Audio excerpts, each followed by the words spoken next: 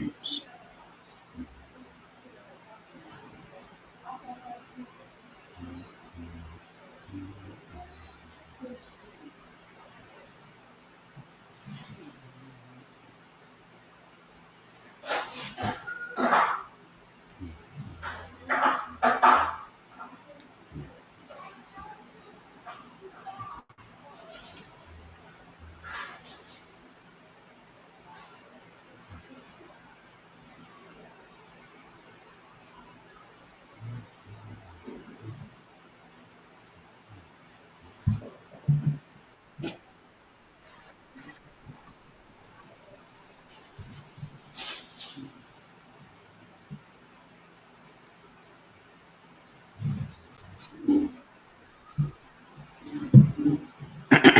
Happy Thursday morning, everybody. We'll get started shortly. Let's make sure everything is where it's supposed to be.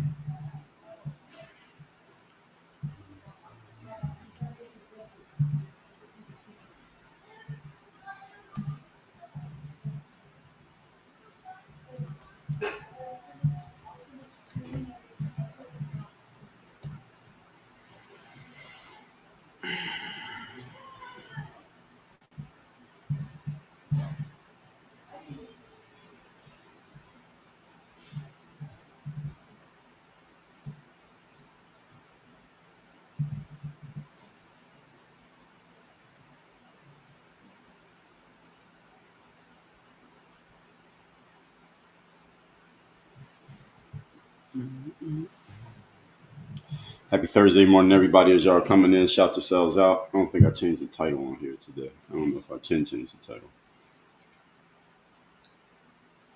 Let's see. I don't think I can. Let's see.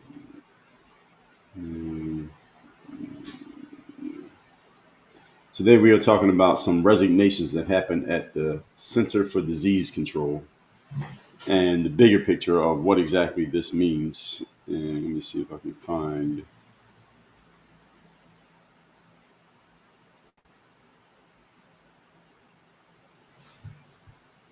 Let's see. No, not that. Service file, preview, boards, queues, subscription. Let's see what this is. No, not that.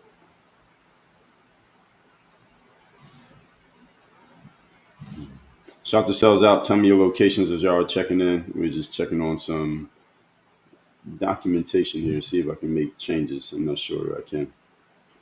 Doesn't look like I can. Oops. Okay, let me do that. Let's see. No, I can't do that. Can I do that? No, can't do that. I'm still figuring things out on TikTok. TikTok has a lot of bells and whistles here. I'm just trying to figure out if I can change some stuff. Doesn't look like I can. As y'all coming in, shout yourselves out in the comment section. We're going to talk about the Center for Disease Control. Some resignations happened over at the CDC yesterday. We're going to talk about what this means, why it matters. Again, shout yourselves out. We are live on Rumble. Good morning. Shout out to Rumble Studio, which also includes YouTube. Good morning, YouTube.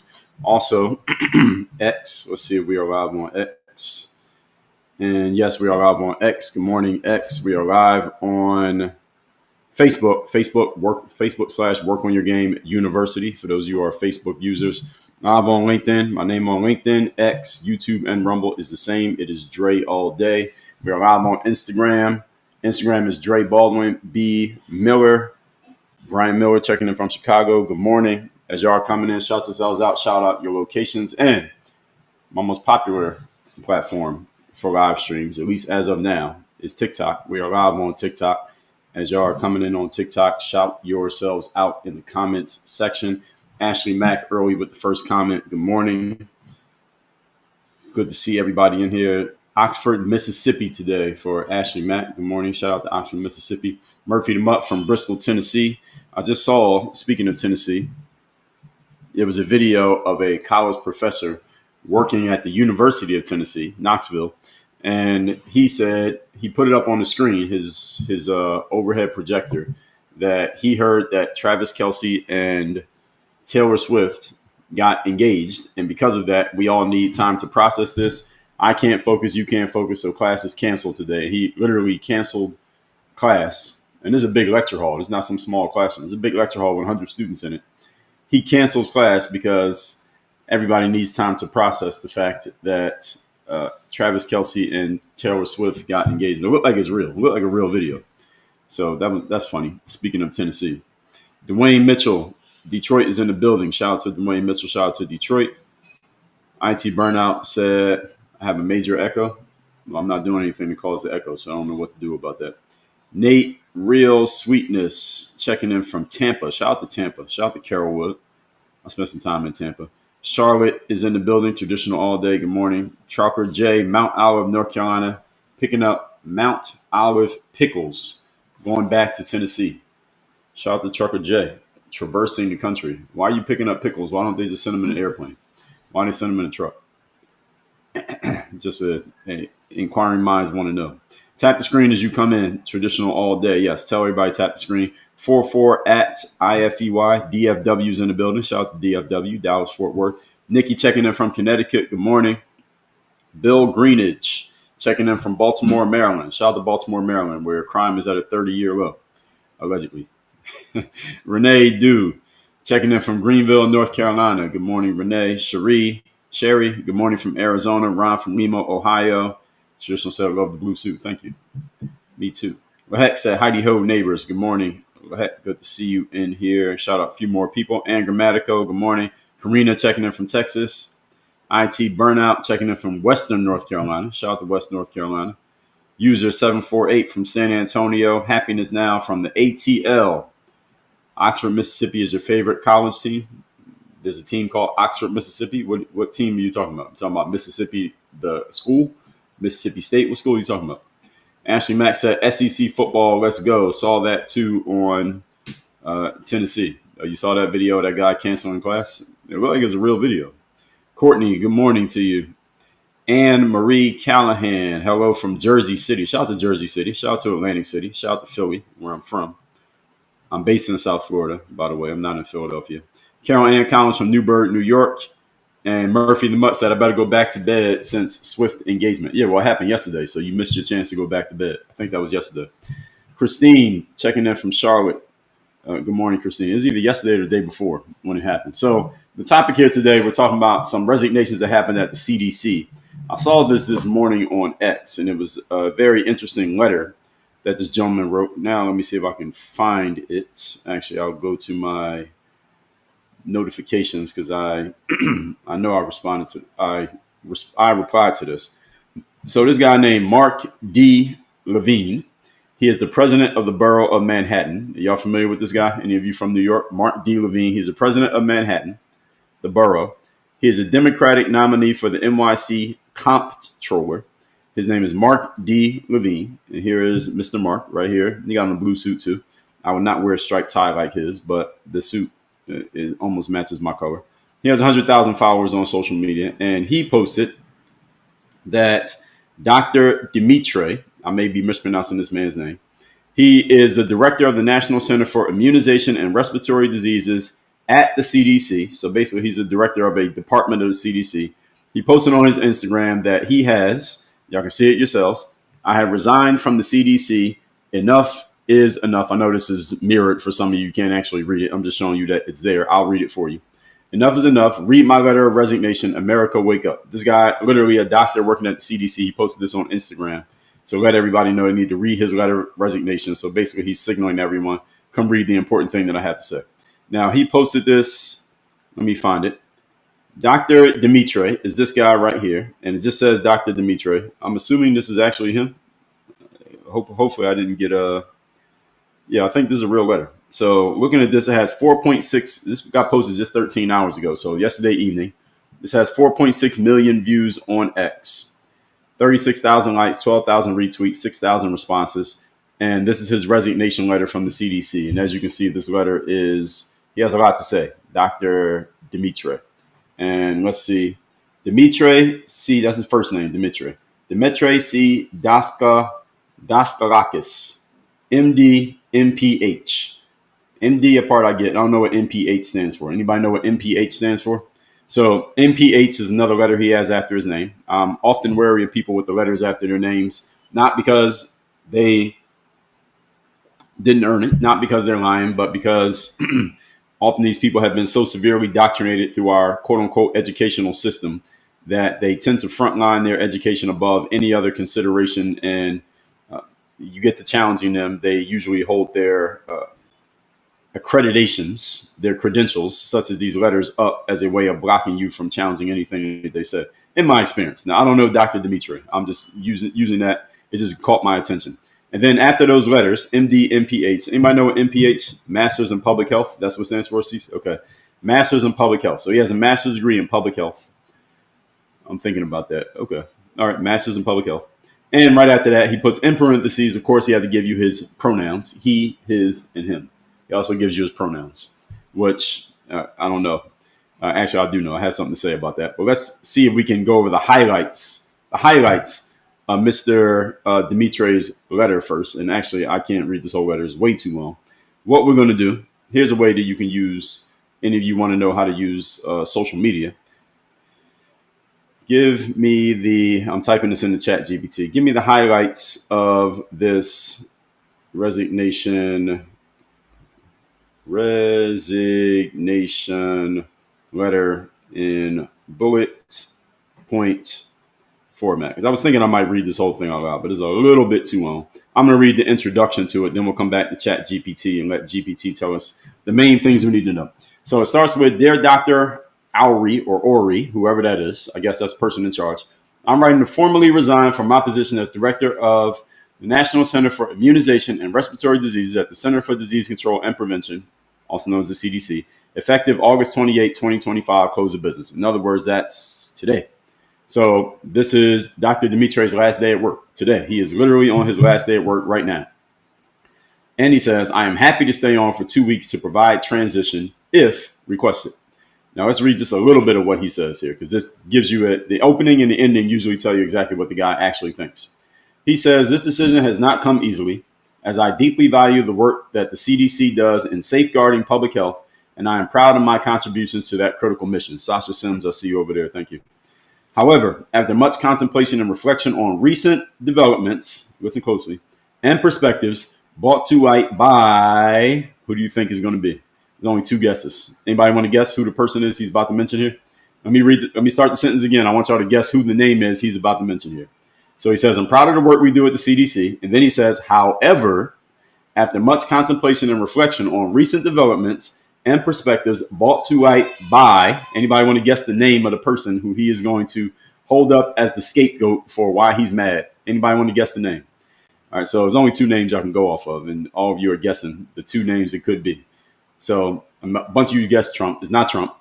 I understand why you guessed Trump. No, it was the other guy, Robert F. Kennedy Jr. So let me read the whole sentence. No, not Dr. Fauci. Dr. Fauci is Dr. Fauci got his money. He's good.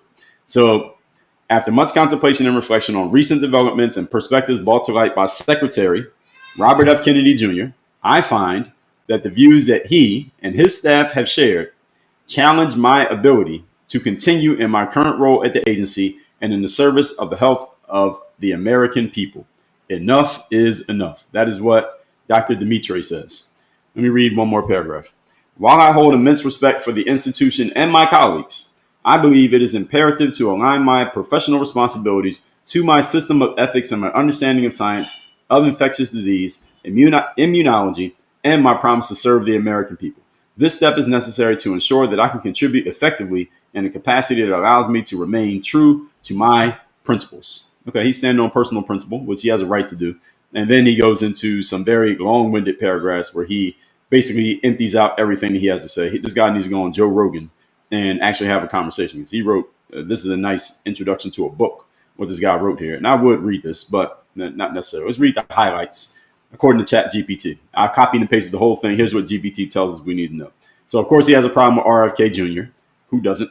Then he says the CDC is being used as a political tool, producing policies that do not reflect scientific reality and could harm public health. Let me put this down and let's take a deep breath on that one right there. Let me read that one more time. Then we are going to take a deep breath behind that statement. Let me read it one more time. He says, The CDC is being used as a political tool. Let me just smile while y'all digest that sentence.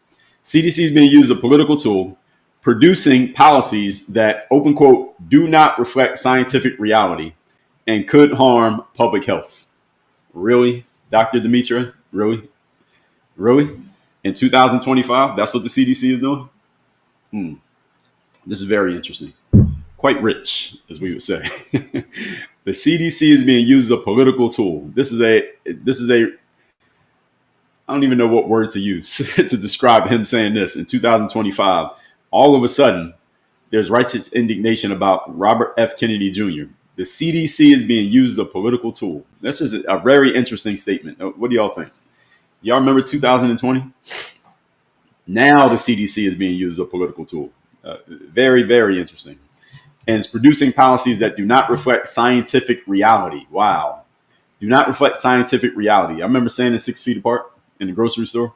You remember having to wear a cloth mask on your face that on the side of the box, it says, this does not prevent the infection, does not prevent the transmission of infectious diseases, but you had to wear it as soon as you got on a plane or as soon as you walk into a store or when you went to school. Y'all remember that? I remember the jab that was allegedly saving lives, but there were still some people who were hesitant to save their own life. So they started giving away a can of beer and a slice of pizza so you can go save your life with the jab. And wasn't all this supported by the Center for Disease Control, also known as the CDC? Wasn't that them? Wasn't that them saying this in 2020? Now the CDC is being used as a political tool because RFK Jr. has some things to say. This is quite interesting in many different ways. Wasn't it the head of the CDC who said, if you take the shot, you will not get the virus? Didn't that person say that? It was a woman. Didn't she say that? Or is my memory slipping? I don't know. Is my memory slipping or did all these things happen? All right. So now all of a sudden, the CDC is being used as a political tool. Very interesting. Let's continue with the highlights. Again, according to ChatGPT from Dr. Dimitri's very long resignation letter. It condemns changes to the immunization schedules for adults, children, and pregnant women, claiming supporting data was never shared with the CDC. So in other words, RFK Jr. has decided and suggested, and maybe he's able to implement, that there are changes to the immunization schedules for adults, children, and pregnant women. And RFK has been strong on this. I'm not asking what you think about it because we're not even arguing the details of the science here today. I am not a scientist. I am not a doctor. I'm not claiming to be one. We're not arguing the science because RFK has his positions. People like Dr. Dimitri have their positions, and you need entire books to go over what's true and what's not when it comes to that. That's not really what we're talking about. We're talking a little bit higher level here.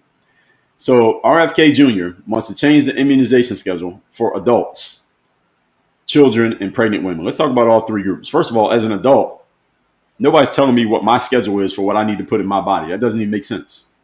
Now, if you want to listen, if you want your doctor to tell you what to put in your body, do as you wish. All right, that's your choice. Your body, your choice. All right, I'm all for it. My body, my choice. I'm all for it. Okay, I am for that. If it's your body, it's your choice. Now, just as a side note, if you conceive a human life inside your body, that's not your choice because that's somebody else. That's another life. It's in your body, but it's your life. It's a life that you have inside of your body. You decided to conceive that through a voluntary behavior known as intercourse. That's not 100% your choice. All right, just as a note. All right, that's not the topic here today, but I just want to make sure we're on the same page. But otherwise, my body, my choice. You want to put your body on OnlyFans? Go ahead. You want to jump off a building? Go ahead. You want to speed in the car with no seatbelt? Do as you wish. You want to take pharmaceuticals, illicit pharmaceuticals as much as you want? Do as you wish. It's your body. It's your choice. If I don't want to put something in my body, that's also my choice. So I'm all for the my body, my choice. This whole concept of changing the immunization schedule. I don't know adults were on schedules with somebody telling them what to put in their body. I don't know how any of y'all live, but nobody's going to tell me the schedule for what goes in my body. It doesn't even make sense to me. First of all. Secondly, children. The immunization schedules for children. This one is a hotly contested and highly debated topic of what goes in the body of a child. But if you were listening here 2 days ago, I made it very clear to all of you where we stand. Speak of such. Hey there. We can't because right now I'm talking to my audience. We're talking about the CDC. You want to talk about the CDC? No, I just want to Okay, we'll sit here for a moment. I would use you for it. You don't want to sit here? Yes. You want to sit here? Okay. I'm going to use you as a prop for the point that I'm about to make. And I made this point 2 days ago if you were here. The point is that there are several things in which I'm an absolutist. One of them is parenting and what happens to the kids of a parent. And okay, I'll see you later. As a parent, and for any of you that are parents, I'm an absolutist when it comes to as long as a parent is not doing something illegal. If it's not illegal, you can't tell a parent what to do with their kids. I don't care who you are. If it's not illegal, I'm an absolutist on you stay out of other parents' business. You stay out of a parent's business. So you don't like the way that a parent is disciplining their child. You don't have to like it, but that's not your business. You don't like what a parent decided to do when it comes to the immunization schedule of their child. You don't have to like it, but it ain't your business. You do not tell another parent what to do with their kids unless they're breaking the law. If they're breaking the law, you step up or you call 911 or whatever you got to do. Other than that, I'm an absolutist on this. So this whole thing of there's an immunization schedule for kids. Okay, so at this point, they got to take 6 shots. And at this point, they take another 16. At this point, they take another 3. And you got to take all those to enroll in school. Some people will make that argument. Well, you got to take the shots to go to school. Okay, well, we ain't going to school. What school are we talking?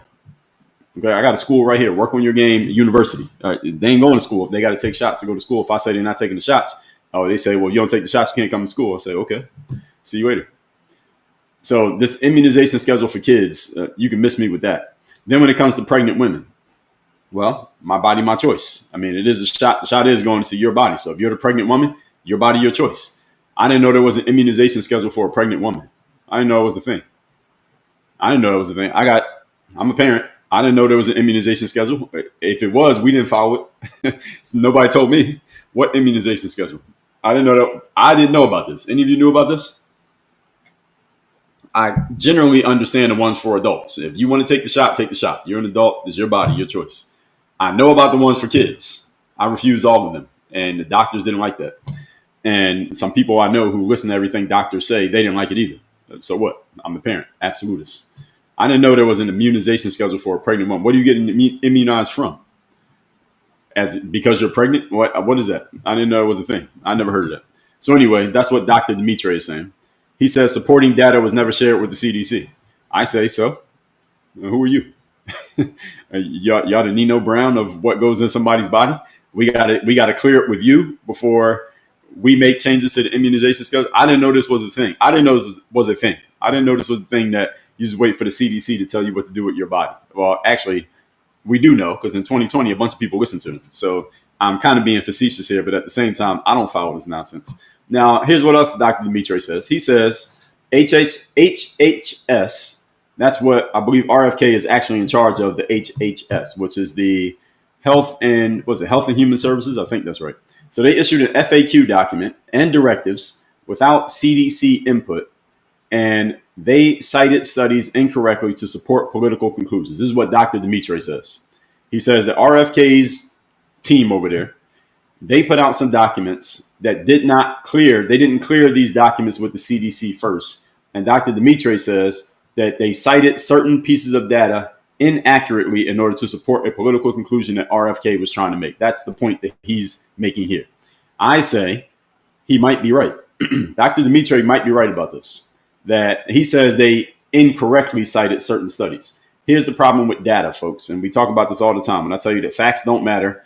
And that it's very easy to manipulate statistics and easy to lie with data and lie with facts.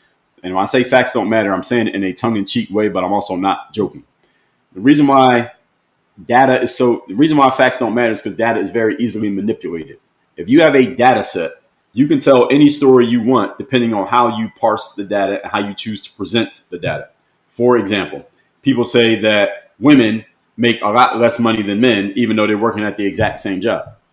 Is that factually true? Generally speaking, yes, it is true. However, if you don't parse the data any further, then it just sounds like straight up women are just being done wrong in the workplace. But you got to look deeper into the data. When you look deeper into the data, you will find that a lot of times women don't spend as much time in a career simply because they sometimes take maternity leave. Some women come into careers later. Some women start careers and do not finish them because they jump out and they go and raise families. And men generally don't take long breaks in their careers for child rearing as women do. So when you take all women, how much money they make, and all men, how much money they make, of course the data is going to skew towards the men making more money.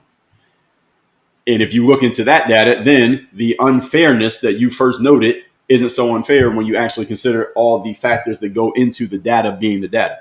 And we go a lot deeper on that conversation. That's not the topic here today. I'm just giving you an example to show you that it's very easy to lie with statistics. When they talk about the homicide rates between black people and white people, they say, well, white people commit more homicides. If you just look at the raw number, yes, there's many more white people. But if you do it per capita, then the story changes. So it's very easy to lie with data depending on which data you present and how gullible and how much of a critical thinker your audience is.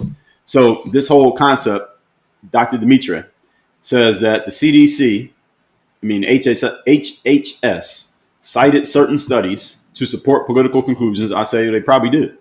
And guess what the CDC does? The exact same thing. They cite studies in a way that they manipulate the data in a certain way to present a certain story, still factual, but they manipulate the data to present a certain story in order to get you to think it's a certain thing. Again, did we not remember 2020? Did this not happen in 2020? Did the CDC take certain information and they manipulate it and presented it in a certain way to come to a certain conclusion and therefore tell you need to do this, this, and this. And if you don't do it, you are threatening your health and you're threatening your kids' health and you're threatening grandma and you're threatening everybody in the public. Therefore, you're a jerk and you shouldn't be allowed to go outside or go to school or go to your job. Did we not hear that in 2020? Or is my memory foggy? Am I slipping a little bit mentally here? I think all that happened. So this righteous indignation that Dr. Dimitri has come up with out of nowhere, all of a sudden, because of RFK Jr. Let's continue. Another thing he says is that major health policy changes announced via social media and op-eds instead of going through professional channels. He's saying that this bothers him. It bothers him that they're making policy changes and just letting it be known through social media instead of going through some professional channel, I guess, which is like their back channel and emails and their Slack communication or whatever it is that they do for official correspondence. Well, you posted Dr. Dimitri. If I was talking to Dr. Dimitri, I'd say, excuse me, Doc Dimitri, you just posted your resignation. Actually, you let everybody know that you resigned on Instagram. And then you posted your resignation letter on X, where you have 15,000 followers. So he's not a super heavy user. And I'm assuming that this guy's a real guy because his profile says Dr. Disco Lights. And it has like a cartoon image of himself. So hopefully this is real. I'm assuming that this is real. And let's see. And let me see. All right, I'm assuming this is real. He's posting on social media. So what's the problem with posting on social media? I don't think there's a problem. And I get why he's saying it didn't go through professional channels as if it needs to go through him before it gets okay. But obviously things don't need to go through him before they get okay. That's why he's resigning. Because he doesn't have as much say as he wants to have. And RFK is basically going over his head, which he might already have the status to do so. That's why this guy's resigning. Another thing he says the ACIP work group is being led by people with, quote, dubious intent and rigor, close quote, making decisions to please the political base rather than serve the public. Well, here's the thing. I don't think many critically thinking people trust the CDC these days. So even though they claim to serve the public, I don't think a lot of people believe that. And there are some people who are going to believe it no matter what. So this claim here of that people are making decisions based on politics, well, so is he. He's doing the same thing. So he says the CDC experts have not briefed the secretary, that's RFK, on critical topics like measles or avian flu in 7 months. It suggests that unvetted outside groups are influencing decisions. Well, vetted by who? See, this language. I got to be careful with this language. All right, you got to be careful with the language. They say unvetted outside groups. Well, unvetted, who does the vetting? I think they've been vetted by RFK, which might be why he's listening to them. They haven't been vetted by you, but again, Dr. Dimitri, you don't really have the power. So what are we doing here? Another one. He says that the administration is eroding trust in low-risk jabs while promoting natural infection and unproven remedies, risking a return to pre-jab era. Meaning, I'm not talking about the 2020 jab. I'm talking about jabs, period. The V word, period. He's saying that the administration is eroding trust in certain jabs. I agree. They are. That is happening. While promoting natural infection. Okay, natural infection just happens. You don't have to promote it; it just happens. You go outside, you're getting naturally infected. So there's no such thing as promoting natural infection. It's just something that happens. If you live life, you're going to get infected with stuff. I was outside running this morning. I'm sure I breathed in a whole bunch of germs and bacteria, but because I have a strong immune system, I'm not laying in bed right now. I'm talking to you all, and I'm perfectly normal. So promoting natural infection is not even, that doesn't even make sense. It's an oxymoronic statement, oxymoronic phrase. And unproven remedies. Okay, proven by, again, what is the Mendoza line for something being proven? Does it mean it has to be okay by the CDC? Because if that's the line, the determining factor of something being proven is that the CDC okays it. Because this guy works at the CDC, at least until 5 o'clock today. He works at the CDC. Well, I don't trust the CDC. So you telling me that something's proven by you does not make me think that it is worthy of going into my body. Because again, my body, my choice. So this whole concept, they're eroding trust in low-risk jabs. This is true because RFK Jr. has made it clear.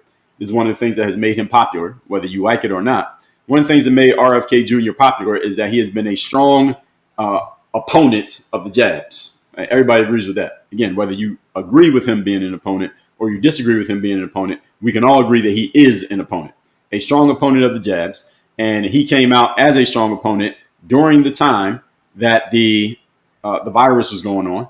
And a lot of people were starting to question the quote unquote science of the Dr. Fauci's and of the jabs period, which again, let's be clear, let's be fair, was fast tracked by then President Donald Trump, be clear, and the CDC was co-signed. And RFK was coming out against that and saying, well, wait a minute, do we really need to take these? And there were several doctors who went on, for example, Joe Rogan, risking and losing their professional careers because they went on the record and said, hey, maybe this is not a thing. Back in 2020, is it 2020 or in 2021, there was a document that came out. I don't know if y'all know about this document. I got to see if I still have it. Actually, I know I still have it. Let me see if I can find it. It was called the Disinformation Dozen. Do y'all know about this document? It's called the Disinformation Dozen. It was put out by the administration. I don't remember which administration this was. I got the document right here. It's called the Disinformation Dozen. Y'all remember this document? Someone said Joe Rogan isn't a doctor. I said they went on Joe Rogan, the podcast. They were doctors. This document called the Disinformation Dozen. I remember downloading this and saving it. It's called the Disinformation Dozen. And it says this: why platforms must act on 12 leading online anti-vaxxers. That's what it says. That's the title of this document. This is an official document. Who put this document out? The Center for Countering Digital Hate. That's the name of the organization. I didn't know that there was an organization needed for this. And it lists 12 people. Y'all want to know who the 12 people were? Are y'all interested in knowing who these people were? I haven't heard of a lot of these 12 people. I know about this document because a program that I was in, coaching program I was in 2020 or into 2021, they saw it and they put it out on their podcast. And their podcast wasn't even about current events. The podcast was about business. But they put this out because they felt so strongly about it. And this is a whole document. It's a 40-page document that is explaining who are the 12 leading disinformers on the internet around the jab concept. This came out 2020 or 2021. I think it was 2021 after Biden stepped in. I believe this was during the Biden administration. So 12 people. I'm just going to name the 12 people. I had not heard of most of these 12 people. I've heard of a few of them now, but let me read the names. Number one, I don't know if these are in any particular order. Number one, Joseph Mercola. Let me see if they got pictures of these folks. So then y'all know who they are. They said up to 17% of anti-vax tweets feature the disinformation dozen. So they said these people are the leading reason that people are going against everything. So number one is this guy named Joseph Mercola. He looks like this. I have never seen Joseph Mercola. I don't know about him. Joseph Mercola, number one. Number two, Robert F. Kennedy Jr. We all know this guy. RFK Jr. was number two in this. Number three, Ty and Charlene Bollinger. I do not know who these people are, but they clearly had something to say. They are entrepreneurs, run a network of accounts that market books and DVDs about the jab. Okay. Next, Sherry Timpany. She's an osteopath physician who spreads, according to this document, anti-jab sentiment and false claims about the efficacy of masks via her social media channels. That's an interesting one, right? This came out in 2021, folks. This is only 4 years ago. This one came out, and this is, what's her name? Sherry Timpany. Then there was Riza Islam. Y'all heard of Riza Islam? I've heard of him now. I had not heard of him then. Riza Islam, his anti-jab posts spread hesitancy of the jab amongst African Americans. So they said, we even got to get the guy that's talking to the black people. We got to get this guy, Riza Islam, in his bow tie. There he is, Riza. Then, what number was this? This is number 5. Number 6 is Rashid Battar. He's an osteopath physician and conspiracy theorist, according to them, known for videos posted to his YouTube channel. So they call him a conspiracy theorist, even though he's actually a doctor. See, the whole thing about somebody said in the comments earlier that Joe Rogan's not a doctor. Okay, this guy is a doctor, and they got him on the list. The government put this out. Disinformation doesn't. Next, Erin Elizabeth. She is Joseph Mercola's partner. I don't know if they mean business partner or wife, but she's partnered with Joseph Mercola. So they got their whole family's on the list. All right, separately. They're so good that they got separate spots on the list. And then we got Sayer G. Do not know him. He runs a popular alternative health website called Green Med Info that promotes pseudoscience and anti-jab misinformation. So when they start calling your stuff pseudoscience, that's a way of trying to undermine your credibility. Oh, he's promoting pseudoscience. It's not real science. It's pseudoscience. This is one of the things that, again, when I tell you I don't like about people with the letters after their names, they tend to look at anyone who doesn't have the letters after their names, and if you disagree with them, they'll just say, well, you ain't got the letters after your name, so who are you to even say anything? Kelly Brogan is number 9. She is the partner of a fellow alternative health entrepreneur. Oh, she's the partner of Sayer G. So they got the couples in here. So this is really like 6 or 7 people, but couples or entities, let's say. She claims to practice holistic psychiatry and sells a range of books and courses from her website. So they don't even say what exactly she's doing wrong. Here's a picture of her, and they use a picture making her look kind of silly. This is a picture. This is all part of the game. Number 10, Christiane Northrup. Christiane Northrup is an obstetrics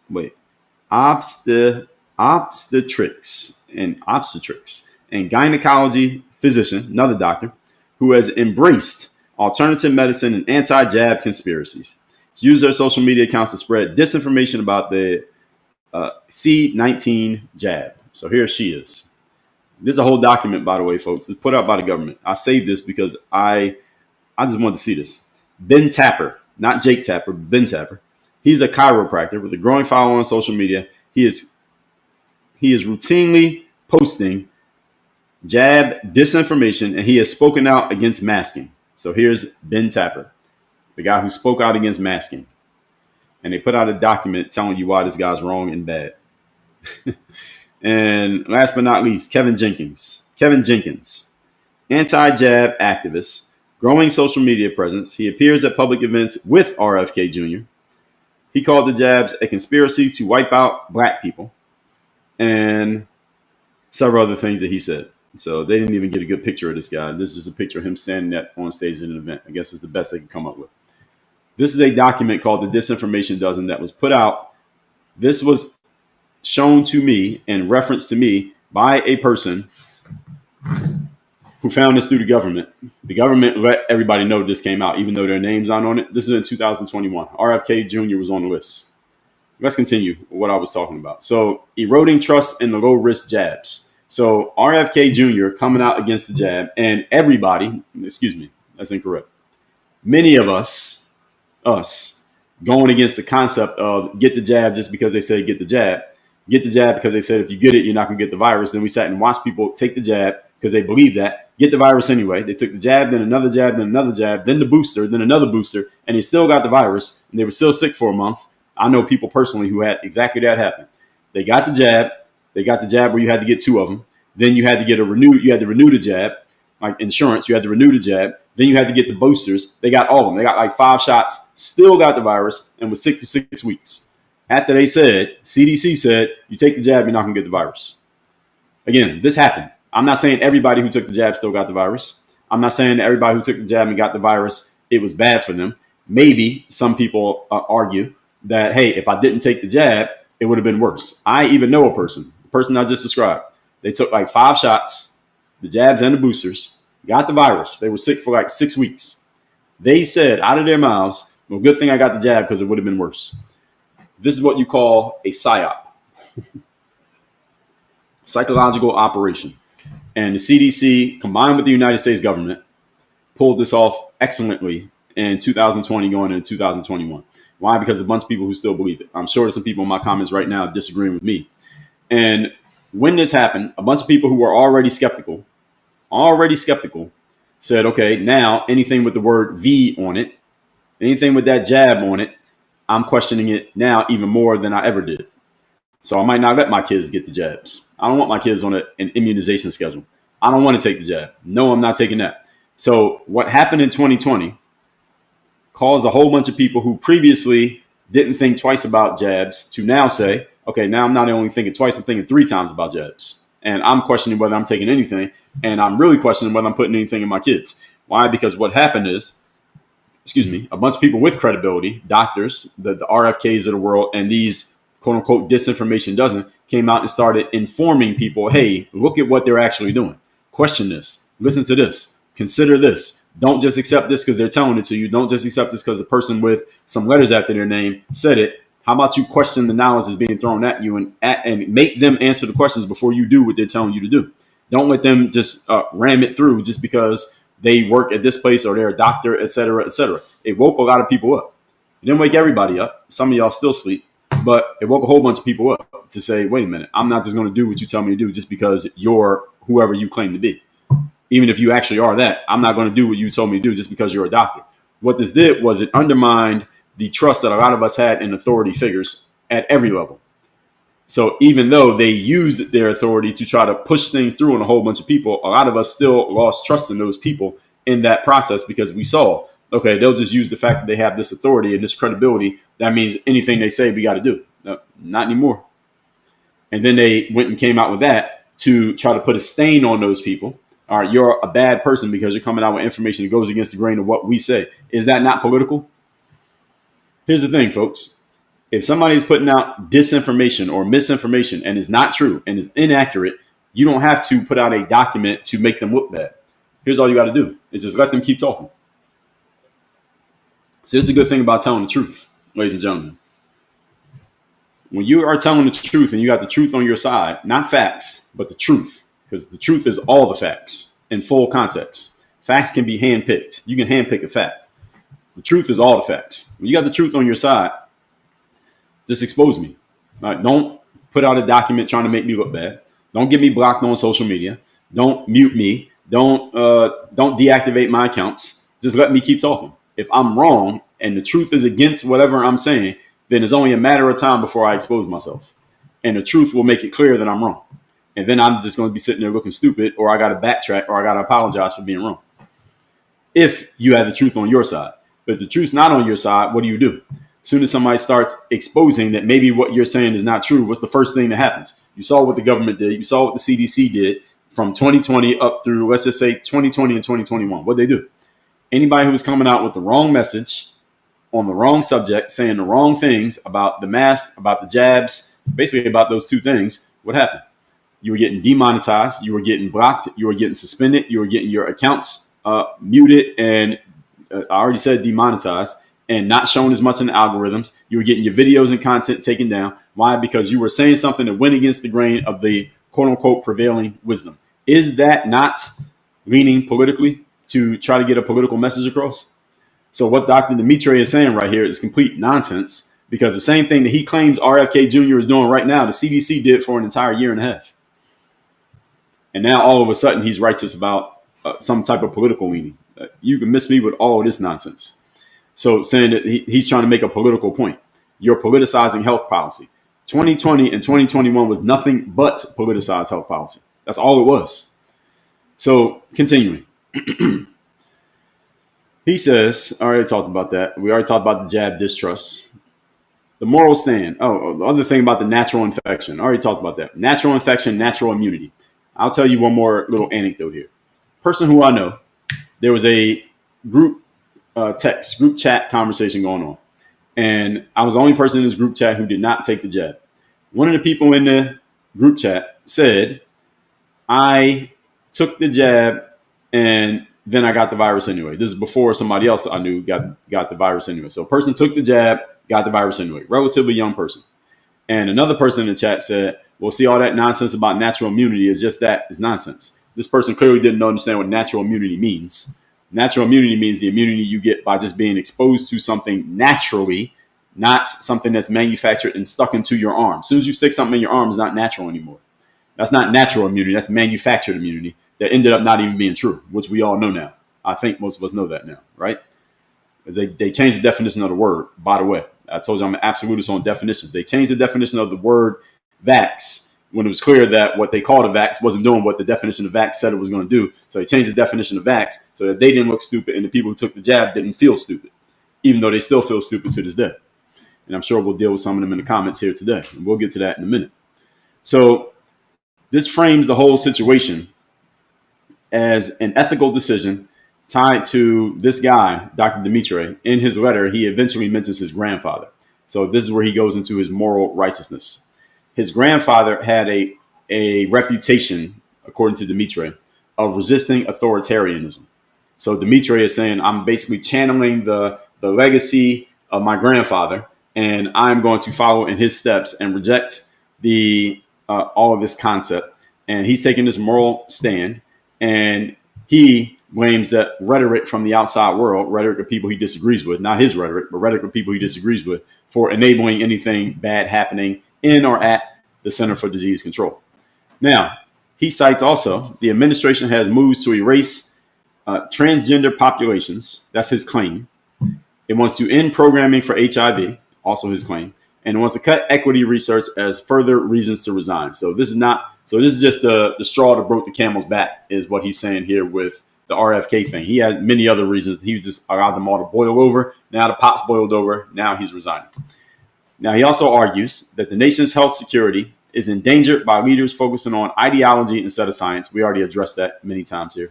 He expresses respect for the CDC and his colleagues, his soon-to-be former colleagues, and in about 8 hours, his former colleagues, while warning that HHS, that's RFK and Company, is dismantling public health as an institution. I didn't know public health was an institution. So he's dismantling it now, according to Dr. Dimitri. Okay, so now I went over the highlights, at least according to ChatGPT, of what Dr. Dimitri said, because I wasn't going to read that whole thing. Now, this was supposed to just be the intro. So let me introduce myself for those of you who don't know who I am. My name is Dre Baldwin. Many know me as Dre all day. I'm a former 9-year professional athlete, author of several books. I've done a couple TED Talks. I run this company called Work on Your Game Incorporated. What we help people do here is we help you create the energy that commands the room.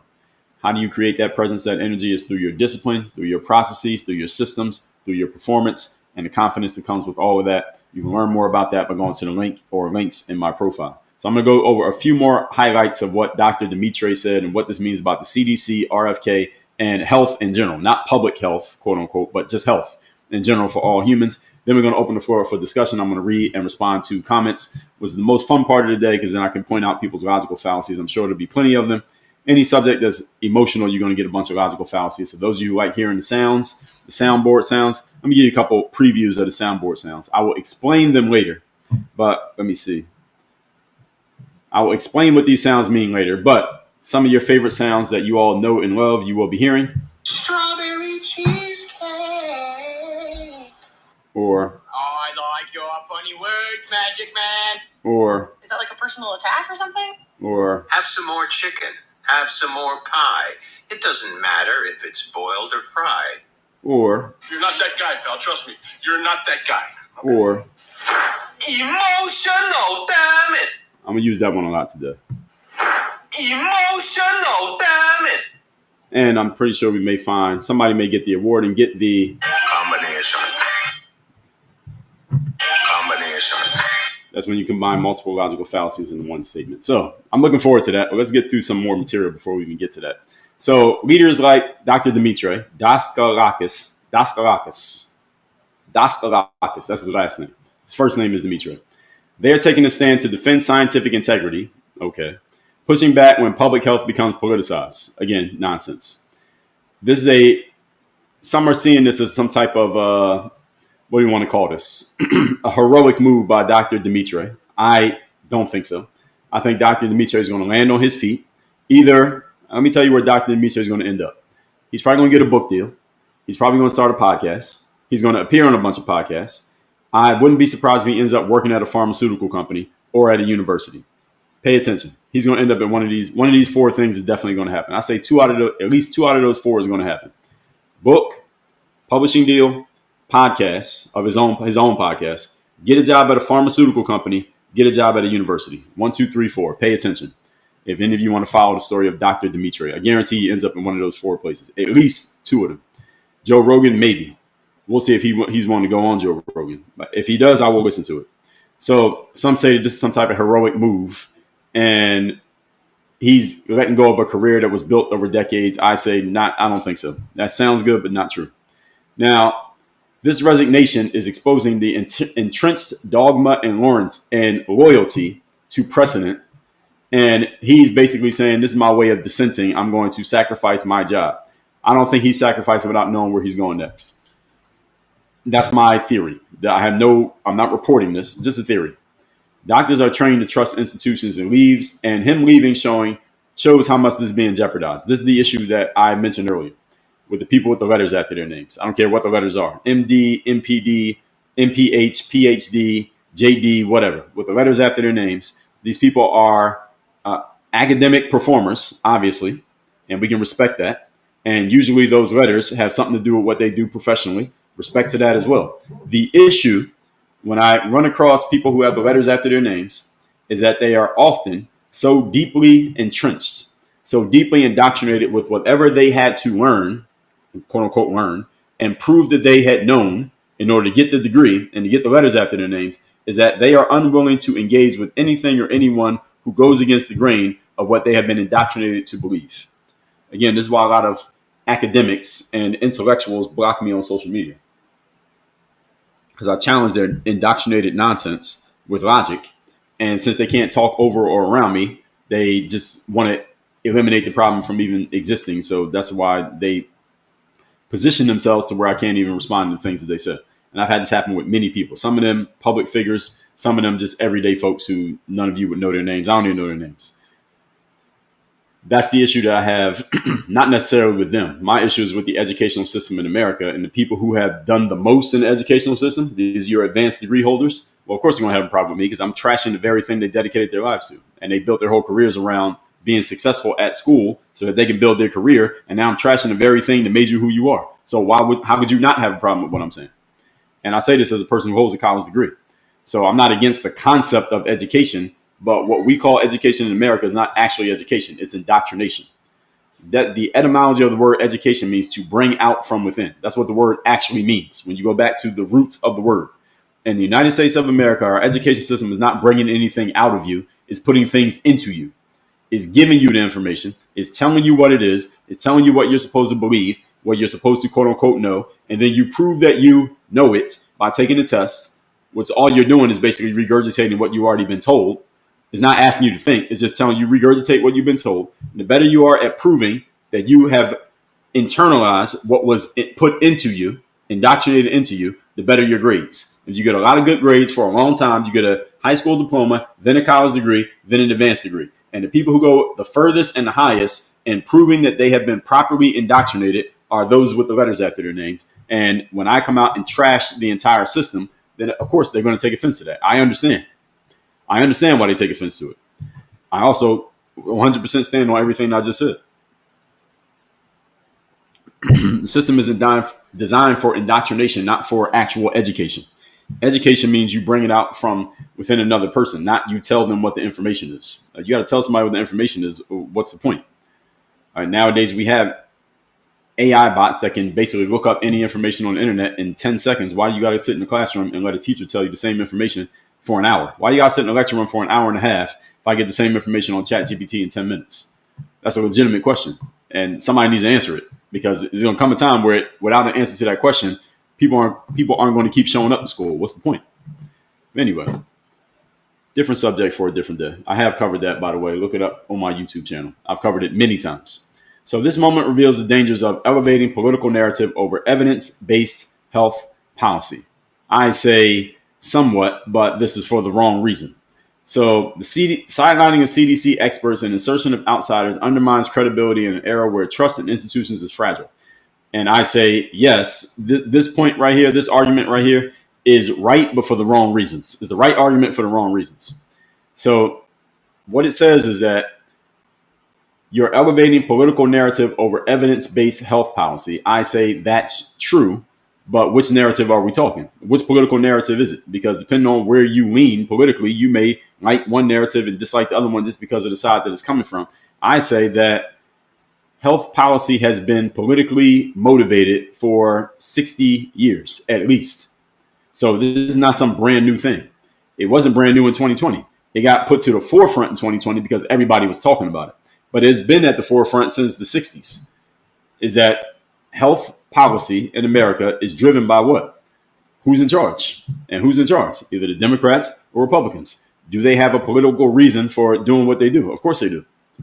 It's the reason why I tell you that you should not be trusting the government as a whole. I don't mean an administration, the government. You should not trust the government and do not depend on the government for anything. Government has two roles. Number one, protect your human rights. God-given human rights, not government-given, God-given human rights. And number two, stay the hell out of your way.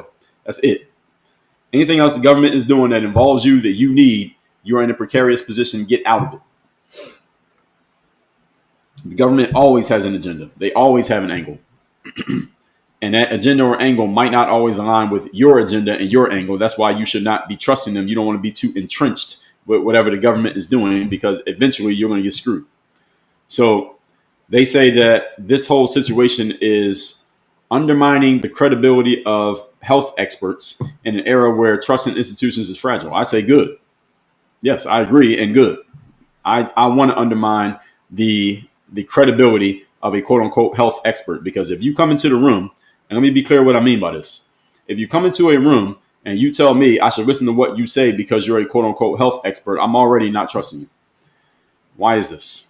This is because if what you're saying is actually of substance and is logically sound and you can back it up and you can explain it to a person who doesn't have your level of expertise, you don't have to tell me you're an expert. Just tell me what you have to say. And I'll listen to it and I say, okay, that makes sense. Thank you for the information. I don't even need to know that you're a doctor. I don't even need to know that you went to school or you got these letters after your name. You want to tell me, fine. But if you can make a point that is logically sound, that I can understand even without your severe knowledge, then I'm going to accept your point.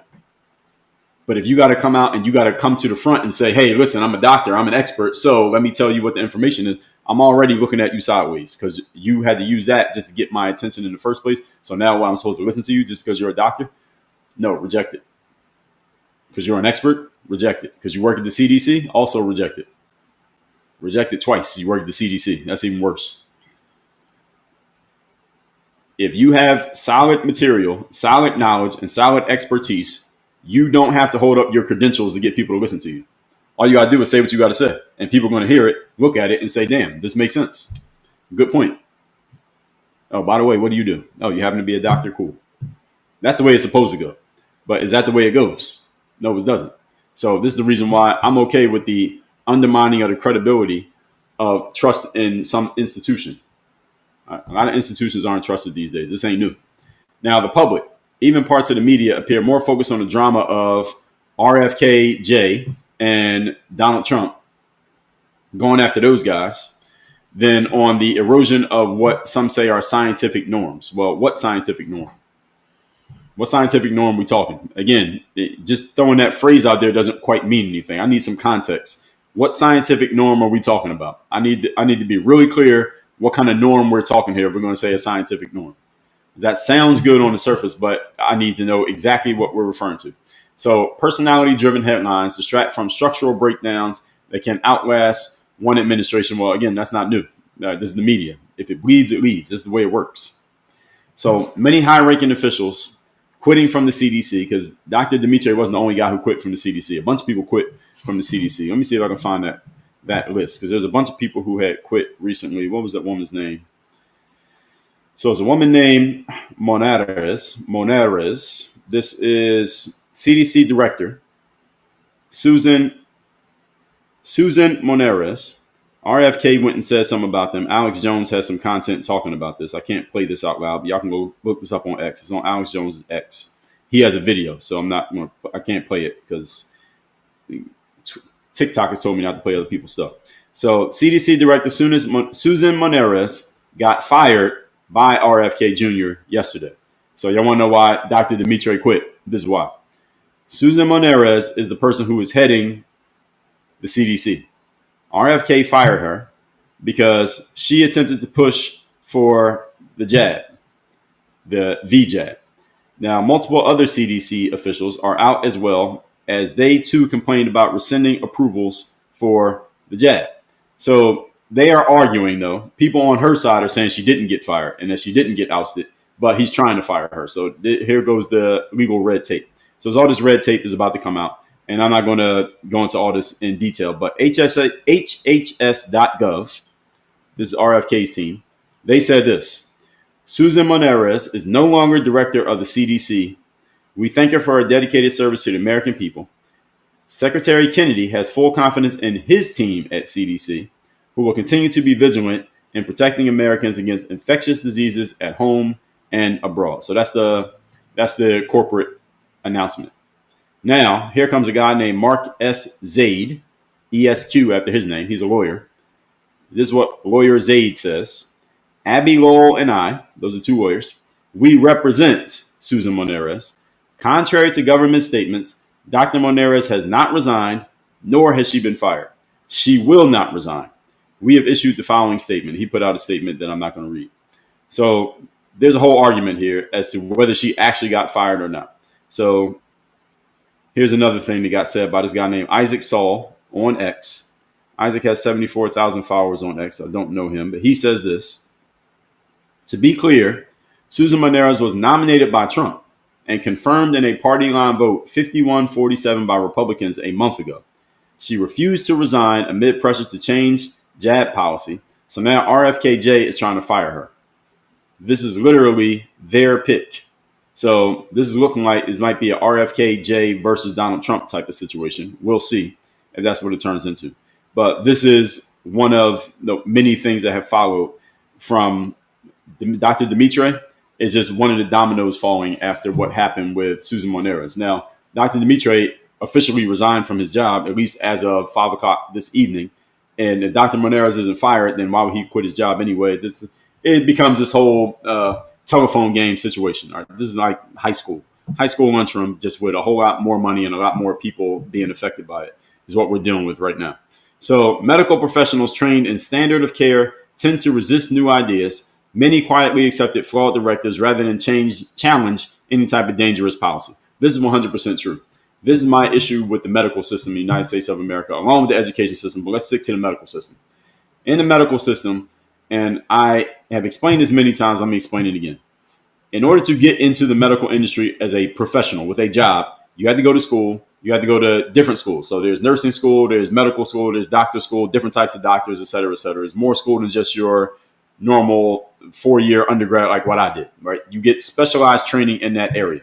When you go to that training, you are taught, if this happens, you do this. This means that. This is what this says. This is the definition of that. You should be doing this. This is your job. All of that is the indoctrination, which is not necessarily negative, about how things work and why they work a certain way. Every industry has indoctrinations. And most of those indoctrinations, hopefully, are good, positive things. As an athlete, for example, you're indoctrinated that you got to go to practice every day. You got to work hard in practice so that you win the games. The purpose of playing the sport is the competition is to win the game. That's an indoctrination. And it's worked on me. I stand on that to this very day. So indoctrination is not necessarily negative. The issue in the medical industry, when they indoctrinate the nurses and the doctors and whoever else works in there, is that they indoctrinate them with this is exactly how you respond to this thing.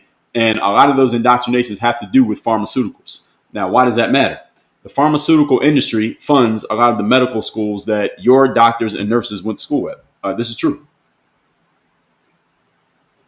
They fund the schools. Now, do you understand the conflict of interest without me even explaining it? Do you understand the conflict of interest? Let's say I work for Pfizer and my company funds University of Miami Medical School.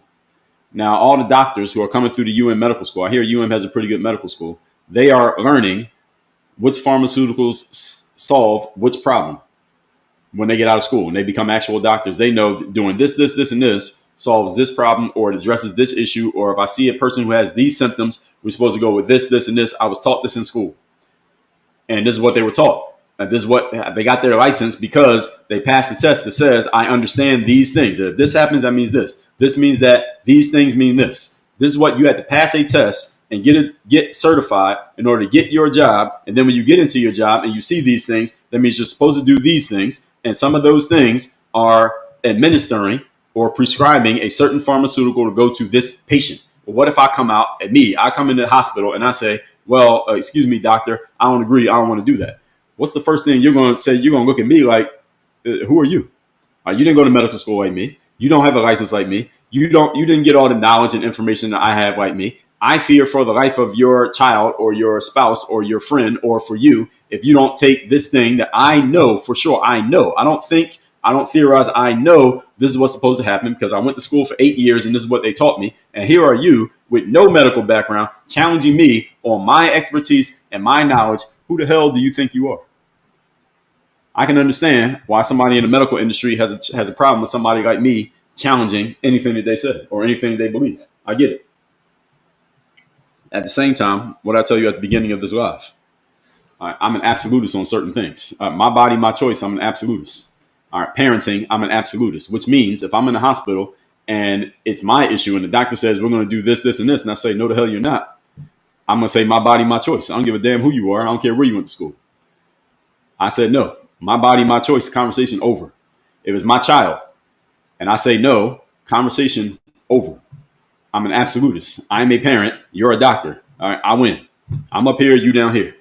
All right, you're not telling me what's going to happen. I'm telling you what's going to happen. I don't care where you went to school. I'm an absolutist. Conversation over. Pharmaceutical industry funds medical schools. So your doctor, your nurse, of course they want to get your prescription. Of course they want to do that. Of course they want to do this intervention. Why? Because they got taught that at school. That's what it's supposed to do. So when your wife is pregnant or you, mom, is pregnant and you go to the doctor and the doctor says, well, we got to perform a C-section because if we don't perform a C-section, you might not survive. Your baby might not survive. And you're over this age and it may be a dangerous pregnancy. So we got to perform a C-section. A C-section is major surgery. It doesn't sound like it because it sounds so common nowadays. A C-section is major surgery. Look up how much C-sections were happening 60, 70 years ago, how much they happen today. How all of a sudden, everybody needs a C-section when 70 years ago, very few people needed a C-section. How does all of a sudden everybody need a C-section? I'll tell you why. I'll tell you a couple of reasons why. These are not all the reasons. I'll tell you a couple of reasons why. One, because they want to get you the hell out of that hospital bed. Because when they get you out of the bed, they can clean it up and bring the next person in. More people come in, more money. They can just hit every insurance company. Wouldn't it be better to get 10 people in the hospital today and let all of them have to pay than to have one person in there for 10 hours? Of course. That's one reason why you get a C-section. Another reason why there are more C-sections is because they're using emotional appeals to emotion to move you to do something. Doctor says, ma'am, you're a single mom. You don't have the dad here. You're here by yourself. You're already under stress. You're already under duress. I feel, this is the doctor talking to you, I feel that if we don't do a C-section, you might not survive and your baby might not survive. We need to do a C-section. You are already under stress. You're already in labor. You're already tired. You don't have anybody there advocating for you. What are you going to say? You going to argue with the doctor? You going to get into a logical discussion with the doctor while you're laying on the bed in pain, in labor? Of course not. So there you go. You had a C-section. You just got major surgery operated on you, and you couldn't even argue back because you weren't in a position to do so. And why did the doctor do it? Are they trying to take advantage of you? No, they're not taking advantage of you. They're doing what they were taught. They got taught that in school. What do you think they're going to do? See, this is the way that I think about things. Why is this person saying the thing that they're saying? Were they taught this? Were they trained to do this? Do they have an incentive to do this? The more hospital beds they turn over, the more money either the hospital or that practice, that office makes, generally speaking. The more prescriptions get written, the more money that hospital or that doctor or that office is making. This is the game. Human beings respond to incentives. I'm not saying your doctor or nurse is a bad person. What I'm saying is they've been incentivized and indoctrinated to think and behave a certain way. You just happen to be the subject of what they've been indoctrinated into. And if you don't know any better, then you're probably just going to go along with what they say. Why? With what they say. Why? Because they have authority and you don't, or at least you don't think you do. So when somebody like me walks into the hospital and says, "Excuse me, doctor, you're not doing that to my child," and they say, "Well, I'm a doctor," I say, "Bitch, I'm a parent. What are we talking about? What's the consideration here?" And that's the way it's going to go. That's the way it actually went. Anyway, and this is the same doctor. Y'all saw my son come in here, right? That's the same doctor. The day my son was born, she said, this is what she literally said out of her mouth. She said, "If we don't do these things, I fear for the health and the life of your child. I fear for the life of your child. Your child may not survive if we don't get to do these 9 things that she had listed on a piece of paper." I said, "You ain't doing none of them." And there he is. Y'all saw him, right? That was 3 years ago. I'm not saying that's the case with every child. I'm not saying that that doctor was necessarily wrong. I'm saying that she was doing what she was taught. That's what I'm saying. Doesn't mean all doctors are trying to hurt your kids. Doesn't mean a doctor can't save your kid's life either. Let me make sure I'm on the record. Depends on the situation. But you need to be empowered to think for yourself. All of you, civilians, need to be empowered to think for yourself and be willing to challenge these people in authority who are telling you got to do something just because they said it. Fuck that. You better be able to explain it. You got authority. That means you can explain yourself. Explain to me why I should listen to what you have to say. And if they get incredulous when you ask that question, your radars should go way up. If somebody's in a position of authority and they try to tell you that you should do or you need to do something, and you question what they said and they get defensive, that is an immediate red flag that you should be worried about. Does this person actually believe what they're saying? Number one, they probably do. Then number two, why are they telling it to you? Is it because they actually have thought about it and they can stand on it logically? Because if they can, they wouldn't get defensive. And if they can't, they get defensive, they get angry, they get incredulous, they start basically using their authority to try to beat you back and stop you from questioning anything that they said. If you question anything that I said, I'll answer your question. I'm not going to get mad. I'm going to get angry at you for questioning something that I said. Why? Because I can logically back up what I'm saying. And if I couldn't logically back it up, then I might get mad at the fact that you're questioning me. But I'm not going to get mad because I can stand on it. And if they can't stand on it and they get incredulous, again, that should be telling you something. And that C-section thing is just an example, but it's a good one because many of you understand it. I'm sure there are many C-section birth-giving moms who are listening to this right now because the doctor told you, hey, you don't get a C-section. Hey, something might happen. Or you don't get a C-section. Or if you don't give birth by this time, then we have to give a C-section. It's hospital policy or state policy. And they get this made into laws, ladies and gentlemen. This is what they do.